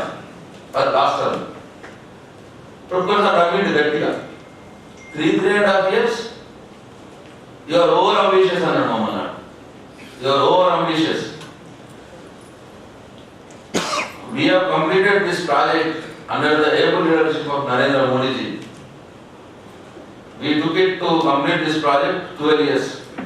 మాకే 12 ఏళ్ళు పట్టిందా? మీరు ఎట్లా చేస్తారు? మీరు 3.5 ఏళ్ళ. అది కూడా నరేంద్ర మోడీ ఉన్నాడు ముఖ్యమంత్రిగా. నేను వచ్చి ముఖ్యమంత్రి గారు చెప్పిన ఇట్లా అన్నాడు సార్ మమ్మల్ని. మా భయం స్టార్ట్ అయిపోయింది వాడు చెప్పి నుంచి. నేను వచ్చి సార్ మీరు అనవసరంగా మాటిస్తారేమో కాలేమో సార్ 3.5 ఏళ్ళ వాడు ఇట్లా అన్నాడు సార్ మమ్మల్ని అని నేను అట్లా అని 100% మనం ఈ తరంలో లేదు. మనం అర్థం విధంగా చేద్దాం మనం. నేను మళ్ళీ కూడా అనౌన్స్ చేస్తా. ఓట్లు వేయాలని చెప్తే ఇప్పుడు నేను కంప్లీట్ చేయకపోతే ఇక పడు దాని మీద పడు నువ్వు అన్నాను. అట్లా అన్నట్టు 3.5 ఏళ్ళలో కంప్లీట్ చేసి ఏది గుజరాత్ కంటే 3 రెట్లు ఎక్కువైన పెద్ద ప్రాజెక్టు వాళ్ళు 12 ఏళ్ళు తీసుకున్నారు. మనం 3.5 ఏళ్ళు కంప్లీట్ చేసాం. అంటే ఎంత? 8 to 10 times ఎక్కువ పని చేసాం వాళ్ళకంటే మనం ఫాస్ట్గా గుజరాత్ కంటే. ఇట్లా ఇంత మోడ్లో పని జరిగింది తెలంగాణ రాష్ట్రంలో. రిజల్ట్ ఇది. మళ్ళీ వాళ్ళు ఎక్కడ కూడా కాలు మీద కనిపిస్తున్నాయి కాదనా? ఇవాళ ఒక సీన్ లేదు. ఇవాళ అంటాడు ఏడెత్తులే నీళ్ళు అంటాడు వాడు ఎవడో పార్టీ వాడు. మరి నీళ్ళు ఏడ ప్లాంటేషన్ డిఎఫ్ఓ గారు ఒక మాస్ ప్లాంటేషన్ తీసుకోండి. ఆల్ స్కూల్స్ ఆల్ ఎడ్యుకేషన్ 33 అట్లా 33 ఏం లేదు. సో మేము ఓకే. సో మనకు 22% 23% ఉంది తెలంగాణ రాష్ట్రంలో. తెలంగాణ వచ్చినప్పుడు అయితే ఇది మొదలు చెప్పి గ్రీన్ కాలేజ్ పెంచాలా చెట్లు పెట్టు రెండే కూడా పెట్టాడు. ఏదో మాట్లాడతాం మాకెందుకు అనుకుంటున్నాడు. అది ఎవరు చెప్పలేదు ముఖ్యమంత్రి. ఆయన మనసులో అనుకున్నాడు డెఫినెట్ గా తెలంగాణలో గ్రీన్ కాలేజ్ పెంచాలి. 30-33% పెంచాలి. 22 నుండి వర్షపాతం తక్కువ ఉండదు. ఒకసారి పెరిగింది అనుకో ఇక లైఫ్ టైం మొత్తం లైఫ్ లాంగ్ మొత్తం వర్షాలు మంచిగా పడతాయి. ఋతుపాలు వర్షాలు పడతాయి. ఇది ఆయన కాన్సెప్ట్. దాంతో 22% నుంచి 33% తీసుకోపోవాలంటే ఏం చేయాలి? ఈ 9-10% గ్రీన్ కవరేజ్ పెంచాలంటే ఏం చేయాలి? అట్లా ప్లాన్ చేసి ఎన్ని వందల కోట్ల మొక్కలు నాటాలి, ఎంత ఫారెస్ట్ రిజర్వేషన్ చేయాలి, ఇవన్నీ కూడా ప్లాన్ చేసుకుని గట్టిగా చేస్తే చేయరు. హరితారాలకు ప్రోగ్రాం పెట్టి ఒక ఉద్యమంలో దాన్ని తీసుకుపోయి దానికి వీడియోలు క్యాసెట్ చేయించి పాటలు చేయించి ప్రతి ఇయర్ దానికి ఒక స్లాట్ పెట్టి ఈ స్లాట్లో ఈ ప్రోగ్రామ్ హరితారం ప్రోగ్రాం ఉండాలని చెప్పి దాన్ని ఒక డిజైన్ చేసి చివరికి దాన్ని పంచాయతీ చట్టంలో చెట్లు పెంచాలి. పెంచకపోతే సర్పంచ్ పోస్తే పోతుంది, కౌన్సిలర్ పోస్తే పోతుంది. 85% సర్వే ఉండకపోతే వాళ్ళ పోస్టులు తీసేస్తాం. అంత కఠినంగా చట్టాలలో తెచ్చి దాని ఎన్నిక పడితే ఇంకో 2% పెరిగితే దాలిగా. ఈ ఇయర్ బహుశా ఇయర్ లెక్కలు వస్తే అది కూడా వస్తుంది. 2-3% పెరిగినట్టే వస్తుంది. అవుతుంది తెలంగాణ ఒక కేస్ స్టడీ అవుతుంది. ఎట్లా జరిగినాయి ఇంత తక్కువ షార్ట్ స్పాన్లా ఇన్ని పనులు ఎట్లా జరిగినాయి? మీరందరూ కూడా దాంట్లో భాగస్వాములు ఎవరంటే తెలియదు. ప్రతి గవర్నమెంట్ ఎంప్లాయీ, ప్రతి ఆఫీసర్, ప్రతి పబ్లిక్ రిప్రజెంటేటివ్ మిషన్ మోడ్లో పనిచేసారు. ప్రామిస్ చేస్తారు 9 years. నిద్రలేవు బాబు చాలా మంది ఆఫీసర్స్. అందుకే ఇవన్నీ జరిగాయి. ఫారెస్ట్ రిజర్వేషన్ అయితే చాలా పెద్ద స్టోరీ. మీకు అవసరం మేము వీలుంటే స్లైడ్స్ చూపెట్టండి. ఆ రోజు డిస్ట్రిక్ట్ లో ఉందా ప్రోగ్రామ్? ఎక్కడ ఉన్నారు? పాత కూడా వీళ్ళు ఆడోజు ఉంటాయి మొత్తం. ఇప్పుడు ఫోటో సాటిలైట్ ఫోటో చూస్తే థిక్ ఫారెస్ట్ మనదే అనిపిస్తుంది. అంత మంచిగా పనిచేసేది ఫారెస్ట్ లో. ఫారెస్ట్ రిజర్వేషన్ లో సూపర్ పని చేసినారు. Most of the officers did well. Extend చేస్తే పోలేదా ప్రాబ్లమ్ సాల్వ్ అయిపోతుంది మొత్తం అని చెప్పి అన్ని రెసిడెన్షియల్ స్కూల్స్ వల్ల కాలేజ్ చేసి జూనియర్ కాలేజ్ చేసేసి ఇవాళ ఆల్ అంతేనా వీడియో కదా ఆల్ రెసిడెన్షియల్ స్కూల్స్ ఉన్నారు ఎవరైనా ఆర్సీఓ అంటే ఒక బ్యాచ్ అంటే 6 to 10 అట్లా ఒక బ్యాచ్ తీసుకుంటే ఒక 20 years తర్వాత ఎన్ని లక్షల మంది పిల్లలు కాంపిటేటివ్ పిల్లలు బయటకు వస్తారు ఆ వర్గాలకు చెందిన పిల్లలు పేద పిల్లలు లక్షల మంది పిల్లలు ఇవాళ కాంపిటీట్ చేస్తారు గ్లోబ్ తోటి ఎంత పెద్ద హ్యూమన్ రిసోర్స్ ఇది ఆయన అందిస్తున్నాడు దేశానికి జాతికి మామూలు విషయం కాదు so this should be known to everyone తెలుసు వాళ్ళకి ఎవరైతే అనుభవిస్తున్నారో వాళ్ళకి తెలుసు కానీ సమాజానికి కూడా తెలియాలి ప్రపంచానికి కూడా తెలియాలి మనం ఇంత డీప్గా మనం దీంట్లో పోకపోతే మనకు కూడా తెలియదు ఏదో అంటోడు వెళ్ళిపో పెట్టిరాడా పోతుందట దీని వెనకాల ఇంత అంతర్వాదనం ఉన్నది ఇంత బాధ ఉన్నది దీని వెనకాల సో దీని వల్ల ఆయన అటెంప్ట్ చేస్తూ ఉంటాడు దాని మీద ఇమ్మీడియట్ యాక్షన్స్ స్టార్ట్ అవుతూనే ఉంటాయి ఏది వదలడు ప్రజలకు సంబంధించిన వ్యక్తికి సంబంధించిన ఏ విషయాన్ని కూడా ఆయన వదలడు ముఖ్యమంత్రి మన కేసీఆర్ అన్ని కూడా యాక్సెప్టివ్ ఆయన తప్ప ఎవరికి రావు ఇటువంటి ఆలోచనలు కూడా ఆ రోజు ఏమన్నారు ఆ రోజు మీరు డిఓ గారు రెడీ చేసుకోగలుగుతారా uniforms text books residential schools చేసేసినారా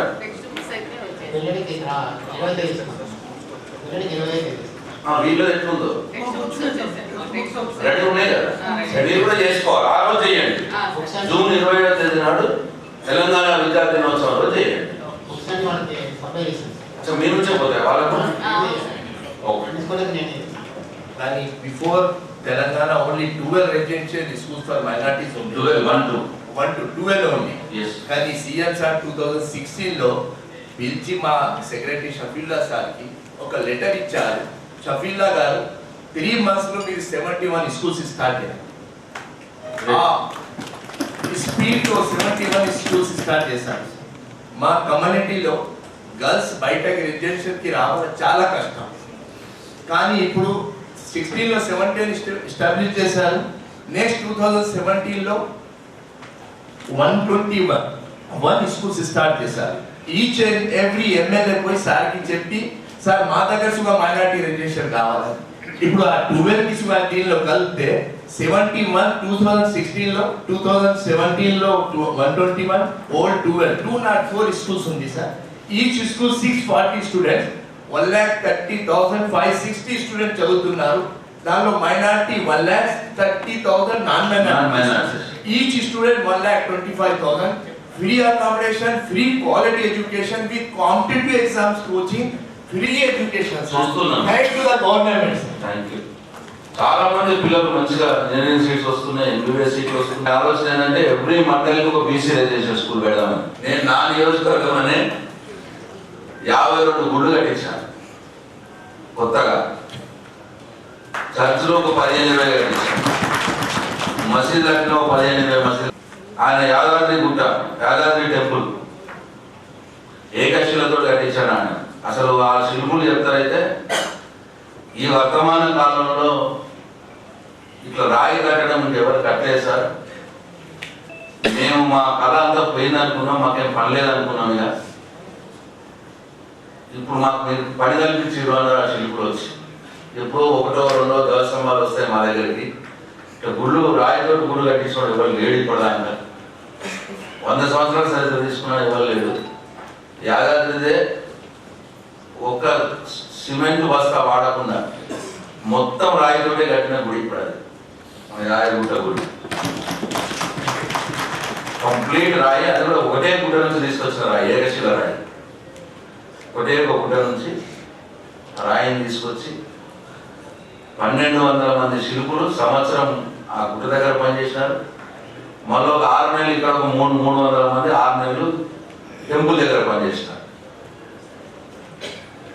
అట్లా అది కూడా చాలా గొప్పగా ఇప్పుడు మళ్ళా కొండగట్టు స్టార్ట్ అవుతుంది సారీ వేములవాడ కూడా మంచిగానే అది కూడా దానికి వచ్చింది. ఇప్పుడు కొండగట్టు అన్ని గుళ్ళు కూడా మంచిగా అవుతా ఉన్నాయి. మనం లోకల్ కూడా అన్ని చేసుకున్నాం. అయితే దీంట్లో ఏంటంటే మనం ఎండోన్మెంట్స్ ఉన్నారా కొత్తగా కట్టిన అంటున్నారు, అర్థమైందా? ఎక్కడికక్కడ వాళ్ళు పెట్టలేకపోతే మన గ్రామ పంచాయతీ వాళ్ళకి చెప్పి ఆందోళన పెట్టి కొత్తగా ఏవైతే గుళ్ళు కట్టినామో కొత్తగా ఏవైతే చేసినామో అదొకటి చేయండి. బట్ అన్ని దేవాలయాల్లో అన్ని మసీదుల్లో అన్ని చర్చుల్లో 11 గంటల అన్ని చర్చుల్లో ఆ రోజు ఏది జూన్ 21 రోజు స్పెషల్ ప్రార్థనలు చేయండి, స్పెషల్ పూజలు చేయమని వాళ్ళకి చెప్తాం. మైనారిటీ ధూపదీప నైవేద్యాలు కూడా కొత్తగా ఇచ్చినాం.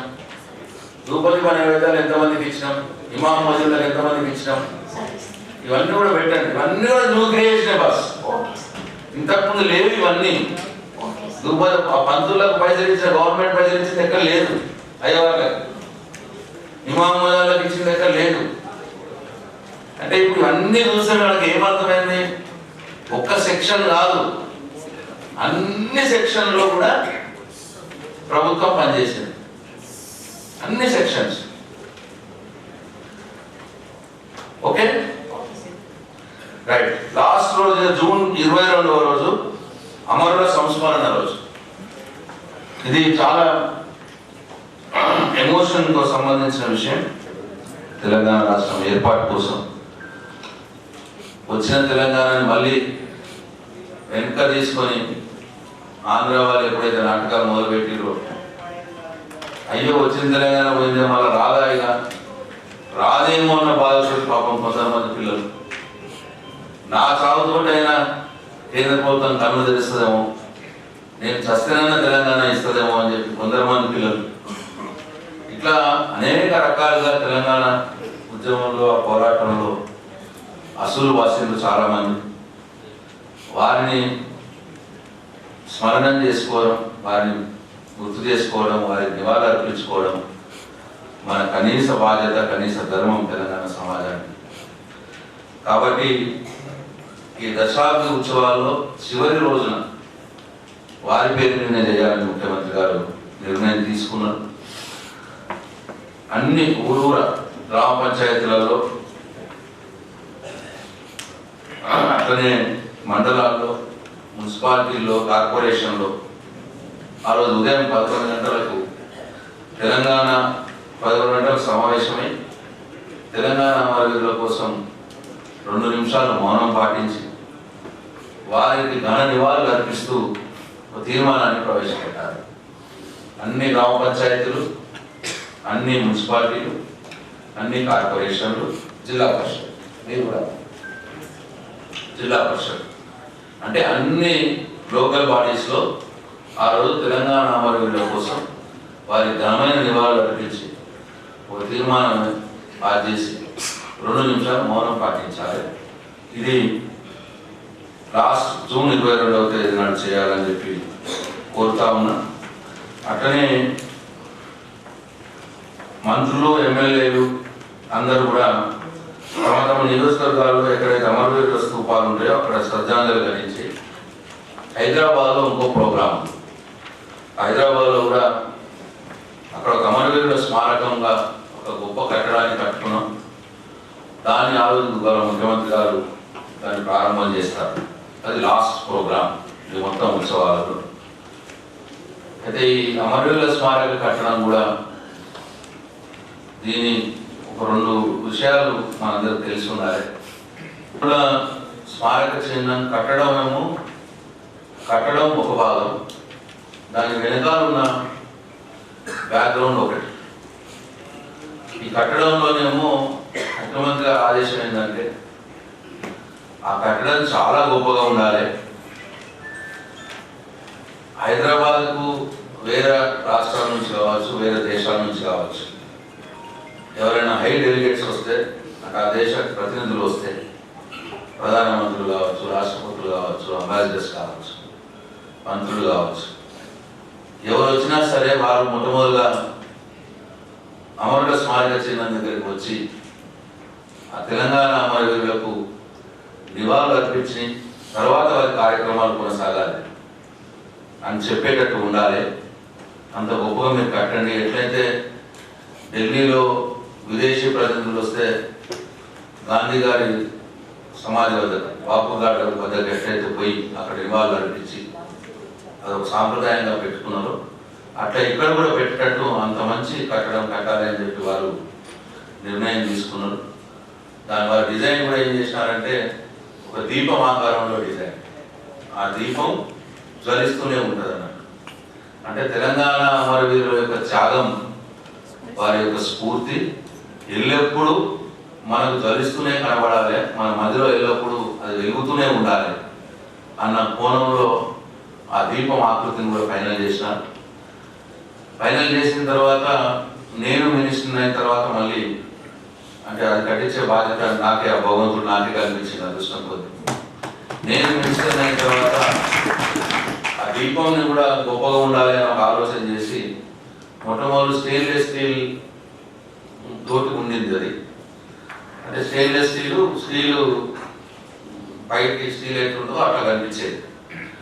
లేదు ఇంకా దీన్ని కొత్త ఏదైనా చేద్దామని చెప్పి నేను సర్చ్ చేస్తే ఆ స్టెయిన్లెస్ స్టీల్ని మిర్రర్ ఇమేజ్గా అంటే అద్దంలా తయారు చేసి, స్టెయిన్లెస్ స్టీల్ని అద్దంలా తయారు చేసి జాయింట్స్ లేకుండా దీన్ని కట్టాలి అని ఒక ఆలోచన చేసి ప్రపంచంలో ఎక్కడైతే ఇట్లా కట్టడాలు ఉన్నాయని సర్చ్ చేస్తే మొత్తం ప్రపంచంలో 2 కట్టడాలు ఉన్నాయి. ఒకటేమో చికాగోలో, అమెరికాలో చికాగో బీమ్ అనే ఒక కట్టడం ఉంది. మీరు గూగుల్ పడితే కూడా వచ్చేస్తుంది దాని ఫోటో. అదేంటంటే స్టెయిన్లెస్ స్టీల్ సీమ్లెస్ ఉంటుంది అన్నట్టు ఒకటే. అదొక ఒక ఆకారం చేసేది వాళ్ళు. దాన్ని పోయి స్టడీ చేసి వచ్చి నేను ఆయన ఎవరు కట్టినారు, కాంట్రాక్టర్స్ ఎవరు, అది కూడా ఈ మెటీరియల్ తోటి చేసినారు. సో అది కూడా స్టడీ చేసి వాళ్ళతోటే ఎవరైతే చేసినారో వాళ్ళతోటే మాట్లాడి ఇక్కడ హైదరాబాద్లో కూడా దీనికి కూడా అట్లనే సీమ్లెస్ స్టెయిన్లెస్ స్టీల్ మిర్రర్ ఇమేజ్లో తీసుకొద్దామని చెప్పి ప్రయత్నం చేసినాం. ఫార్చునేట్లీ సక్సెస్ అయినా మా ప్రయత్నంలో చాలా బాగా వచ్చింది. అయితే ఇక్కడ విశిష్టత ఏంటంటే ఆ 2 కట్టడాల కంటే మనదే పెద్దది. Now our Telangana martyrs memorial is the biggest structure in stainless steel, seamless stainless steel in the world. నా ప్రపంచంలోనే అతిపెద్దదైన కట్టడం మనదే. అది దాంట్లో ఉన్న స్పెషాలిటీ. దాని లోపల కూడా చాలా ఫెసిలిటీస్ ఇచ్చాం. అమరవీరుల చాలా మంది అమరవీరుల కోసం వాళ్ళ ఆ తెలంగాణ ఉద్యమాలు జరిగిన తీరు అవన్నీ కూడా వీడియో చూడటానికి ఒక థియేటర్ కూడా కట్టినాం. లోపలనే ఆకారం లోపలనే గ్రౌండ్ ఫ్లోర్లో ఒక థియేటర్ కట్టినాం. ఒక పెద్ద హాల్ ఉంచినాం. ఒక ఫోటో గ్యాలరీ ఏర్పాటు చేయడానికి తెలంగాణ కోసం, అమరులైనటువంటి వాళ్ళ కోసం, తెలంగాణ కోసం కొట్లాడిన వాళ్ళ కోసం ఒక ఫోటో గ్యాలరీ. ఆ వీడియోస్ ఉద్యమ ప్రస్థానంలో జరిగినటువంటి సంఘటనల వీడియోస్ చూడటానికి ఒక థియేటర్. అట్లనే ఫస్ట్ ఫ్లోర్లో పెద్ద ఆడిటోరియం, ఇంత ఆడిటోరియం ఒకటి పెట్టినాం. తర్వాత దాని పైన కూడా ఒక రెస్టారెంట్ పెట్టినాం. ఇట్లా అన్ని రకాలుగా వసతులతో కట్టినాం. దాదాపు 150-200 కోట్ల ఉంటుంది. ఇంకా మొత్తం ఫైనల్ కాలేదు. సరే ఎంత డబ్బైనా పర్లేదు, బాగా చేయండి అని ముఖ్యమంత్రి గారు చెప్పారు. వారి మెమోరియల్గా వెనుక రావద్దు డబ్బు కోసం అని చెప్పినారు. డబ్బు కోసం వెనుకపోకుండా బ్రహ్మాండంగా కట్టినాం. ఇది కట్టడంలోని విశేషత. అసలు అక్కడే ఎందుకు కట్టినాము అని అంటే మీరు ఆశ్చర్యపోతారు చెప్తే. తెలంగాణ ఉద్యమం ప్రారంభం, మన దేశ ప్రారంభం టీఆర్ఎస్ పార్టీ ఆఫీసు అంటే టీఆర్ఎస్ పార్టీ జగదృశ్యంలో అనౌన్స్ చేసుకోకున్నాం అదే మన ఆఫీస్ కావాలి కదా, పార్టీ పెడితే మనకు ఆఫీస్ కావాలని చెప్పి హైదరాబాద్లో ఆఫీస్ కోసం తెలంగాణలోనే హైదరాబాద్లో తెలంగాణ పార్టీకి ఆఫీస్కు రెంట్కి ఇవ్వడానికి ముందు రాలేదు. మాకు రెంట్కి కిరాయి దొరకలేదు. ఎవరికి మాకు కిరాయి కూడా దొరకనటువంటి పరిస్థితి. తెలంగాణ పదాన్ని వినేందుకు కూడా సిద్ధమైనటువంటి ఆ రోజు ఆ వ్యవస్థ, తెలంగాణ అస్తిత్వాన్ని అసలు ఎక్కడ కూడా భరించలేనటువంటి ఆ రోజు ఆ వ్యవస్థ ఉంది. సరే అప్పుడు కొండా లక్ష్మణ్ బాబు గారు అని చెప్పి స్వాతంత్ర సమరయోధులు, ఆయన ఎక్స్ మినిస్టర్. ఆయన మినిస్టర్ ఉన్నప్పుడు ఆయన జలదృశ్యంలో ఒక బంగ్లా ఇచ్చినారు గవర్నమెంట్ అప్పట్లో. ఆయన అట్లే ఉండిపోయినాడు. ఆయన ఫ్రీడమ్ ఫైటర్ కాబట్టి ఆయన ఇల్లు ఖాళీ చేయలేదు. ఎవరైనా సంస్కారంగా ఎందుకు ఖాళీ చేయాలి అని చెప్పి ఆయన ఎట్లా ఉంచినారు.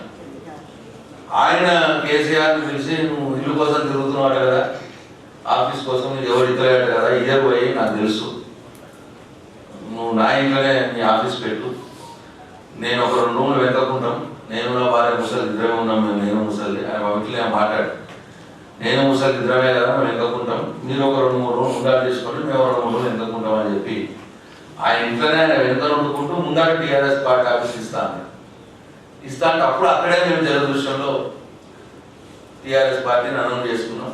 అక్కడ నుంచి ఆ ఆఫీస్ వాడుకున్నాం.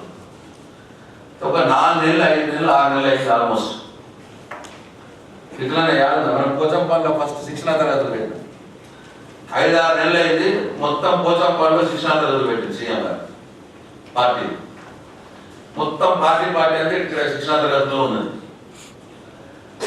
రాత్రి టిఆర్ఎస్ పార్టీ చాలా వెలగొట్టి అక్కడ ఉన్నటువంటి కుర్చీలు, టేబుల్లు, ఫర్నిచర్, బీరువాలు మొత్తం తీసుకొచ్చి అక్కడ పక్క కుక్కలు వేసుకుంటే అక్కడ పడేసి, ఇంకా మనం చెప్పిన కొందరు కక్షతో ఎక్కడైతే కేసీఆర్ చేరుండే ఆ చేరుని తన్ని ఉమ్మి దాని మీద మొత్తం నిలబెట్టుకోయి మాకు చూసి వచ్చింది.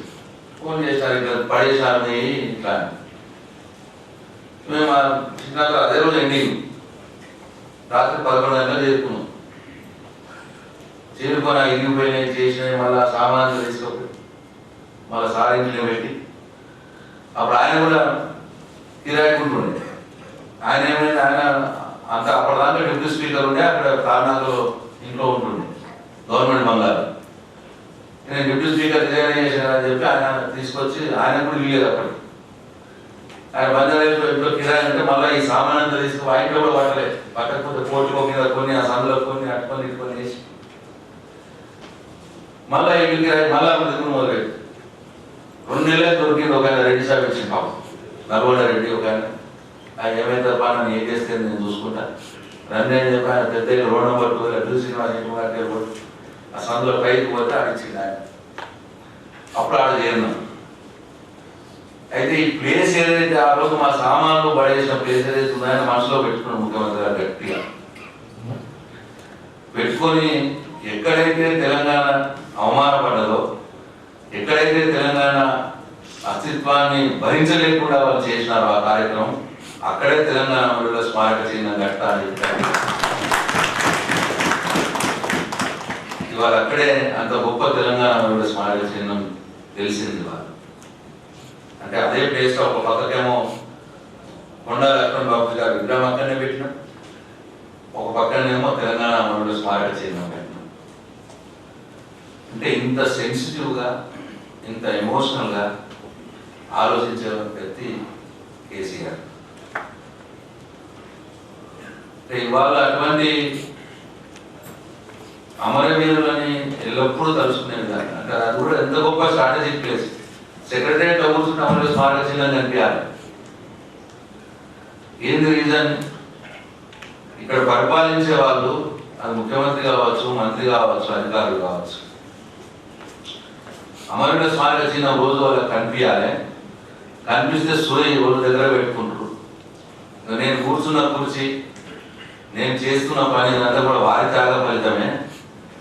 వారు ఎందుకోసం అయితే త్యాగం చేసినారో దానికోసం పనిచేయాలి నేను ఈ రాష్ట్రంలో అని వాళ్ళకి రోజు గుర్తుకు రావాలి.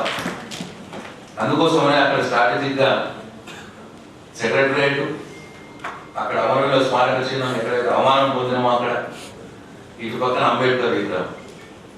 అంబేద్కర్ విగ్రహం కూడా ఆయన స్ట్రాటజిక్గా పెట్టినాడు. రోజు వచ్చిపోయేవాడు అందులో అంబేద్కర్ చూస్తా పోవాలి. ఈ సెక్రటరీలు, మంత్రులు, ఎమ్మెల్యేలు, సీఎం చూసి అంబేద్కర్ గారి స్ఫూర్తి ఏంది, ఆయన ఎందుకోసం బడుగు బలైన వర్గాల కోసం పనిచేసింది ఆయన. వాళ్ళని కూడా ఎప్పుడు కూడా వీళ్ళ దృష్టికి రావాలి, వీళ్ళు మర్చిపోవద్దు అని చెప్పి ఇటు అంబేద్కర్ గారి, ఇటు అమరుల స్మారక చిహ్నం 2 మధ్యలో సెక్రటరియట్ పెట్టి, ఇవాళ కేసీఆర్ ఉన్నా లేకున్నా రేపు ఎవరు వచ్చినా సరే ఇద్దరి యొక్క స్ఫూర్తిని మరవద్దు, పాలించేవాడు, తెలంగాణ పాలించేవాడు అని చెప్పి స్ట్రాటజిక్గా ఆ కార్యక్రమం చేసి పెట్టాను. అక్కడ దట్ ఈస్ కేసీఆర్. చాలా మంది ఆయన ఏ పని చేసినా ఏ అడిగేసినా దాని వెనకాల చాలా గొప్పగా లోతుగా ఆలోచించి నిర్ణయం తీసుకునే ఉంటే అందుకే ఈ సక్సెస్, అందుకే ఈ వేగం, అందుకే అభివృద్ధి. తెలంగాణ అభివృద్ధి, తెలంగాణ అభివృద్ధిని ఈ దశాబ్ద ఉత్సవాల సందర్భంగా ప్రపంచానికి చాటి చెప్పే విధంగా మనందరం కూడా నిర్వహించుకోవాలని చెప్పి మీ అందరికీ మరొకసారి నేను మనవి చేసుకుంటూ, ఇంత లేట్ అయినా ఆ మారథాన్ మీటింగ్ అయిపోయింది. ఎందరు బీపీలు ఉన్నాయి, ఎందరు షుగర్లు ఉన్నాయి, ఏమనుకోవద్దు. ఇక్కడ బ్రేక్ చేస్తే ఇది పోతుంది కాబట్టి అన్ని స్కూల్స్లో, ఎడ్యుకేషన్ ఇన్స్టిట్యూట్స్లో కూడా మౌనం పాటించాలి. గ్రామ పంచాయతీలు, మండలాలు, జిల్లా పరిషత్తులు, మున్సిపాలిటీలు, కార్పొరేషన్లు కాకుండా ఆల్ ఎడ్యుకేషన్ ఇన్స్టిట్యూషన్స్ మౌనం పాటించాలి. అట్లా ఎండి చేసుకుందాం. Thank you. అందరూ కూడా మనసు పెట్టి ఈ కార్యక్రమంలో పాల్గొనాలని చెప్పి కోరుతా ఉన్నాం. Thank you.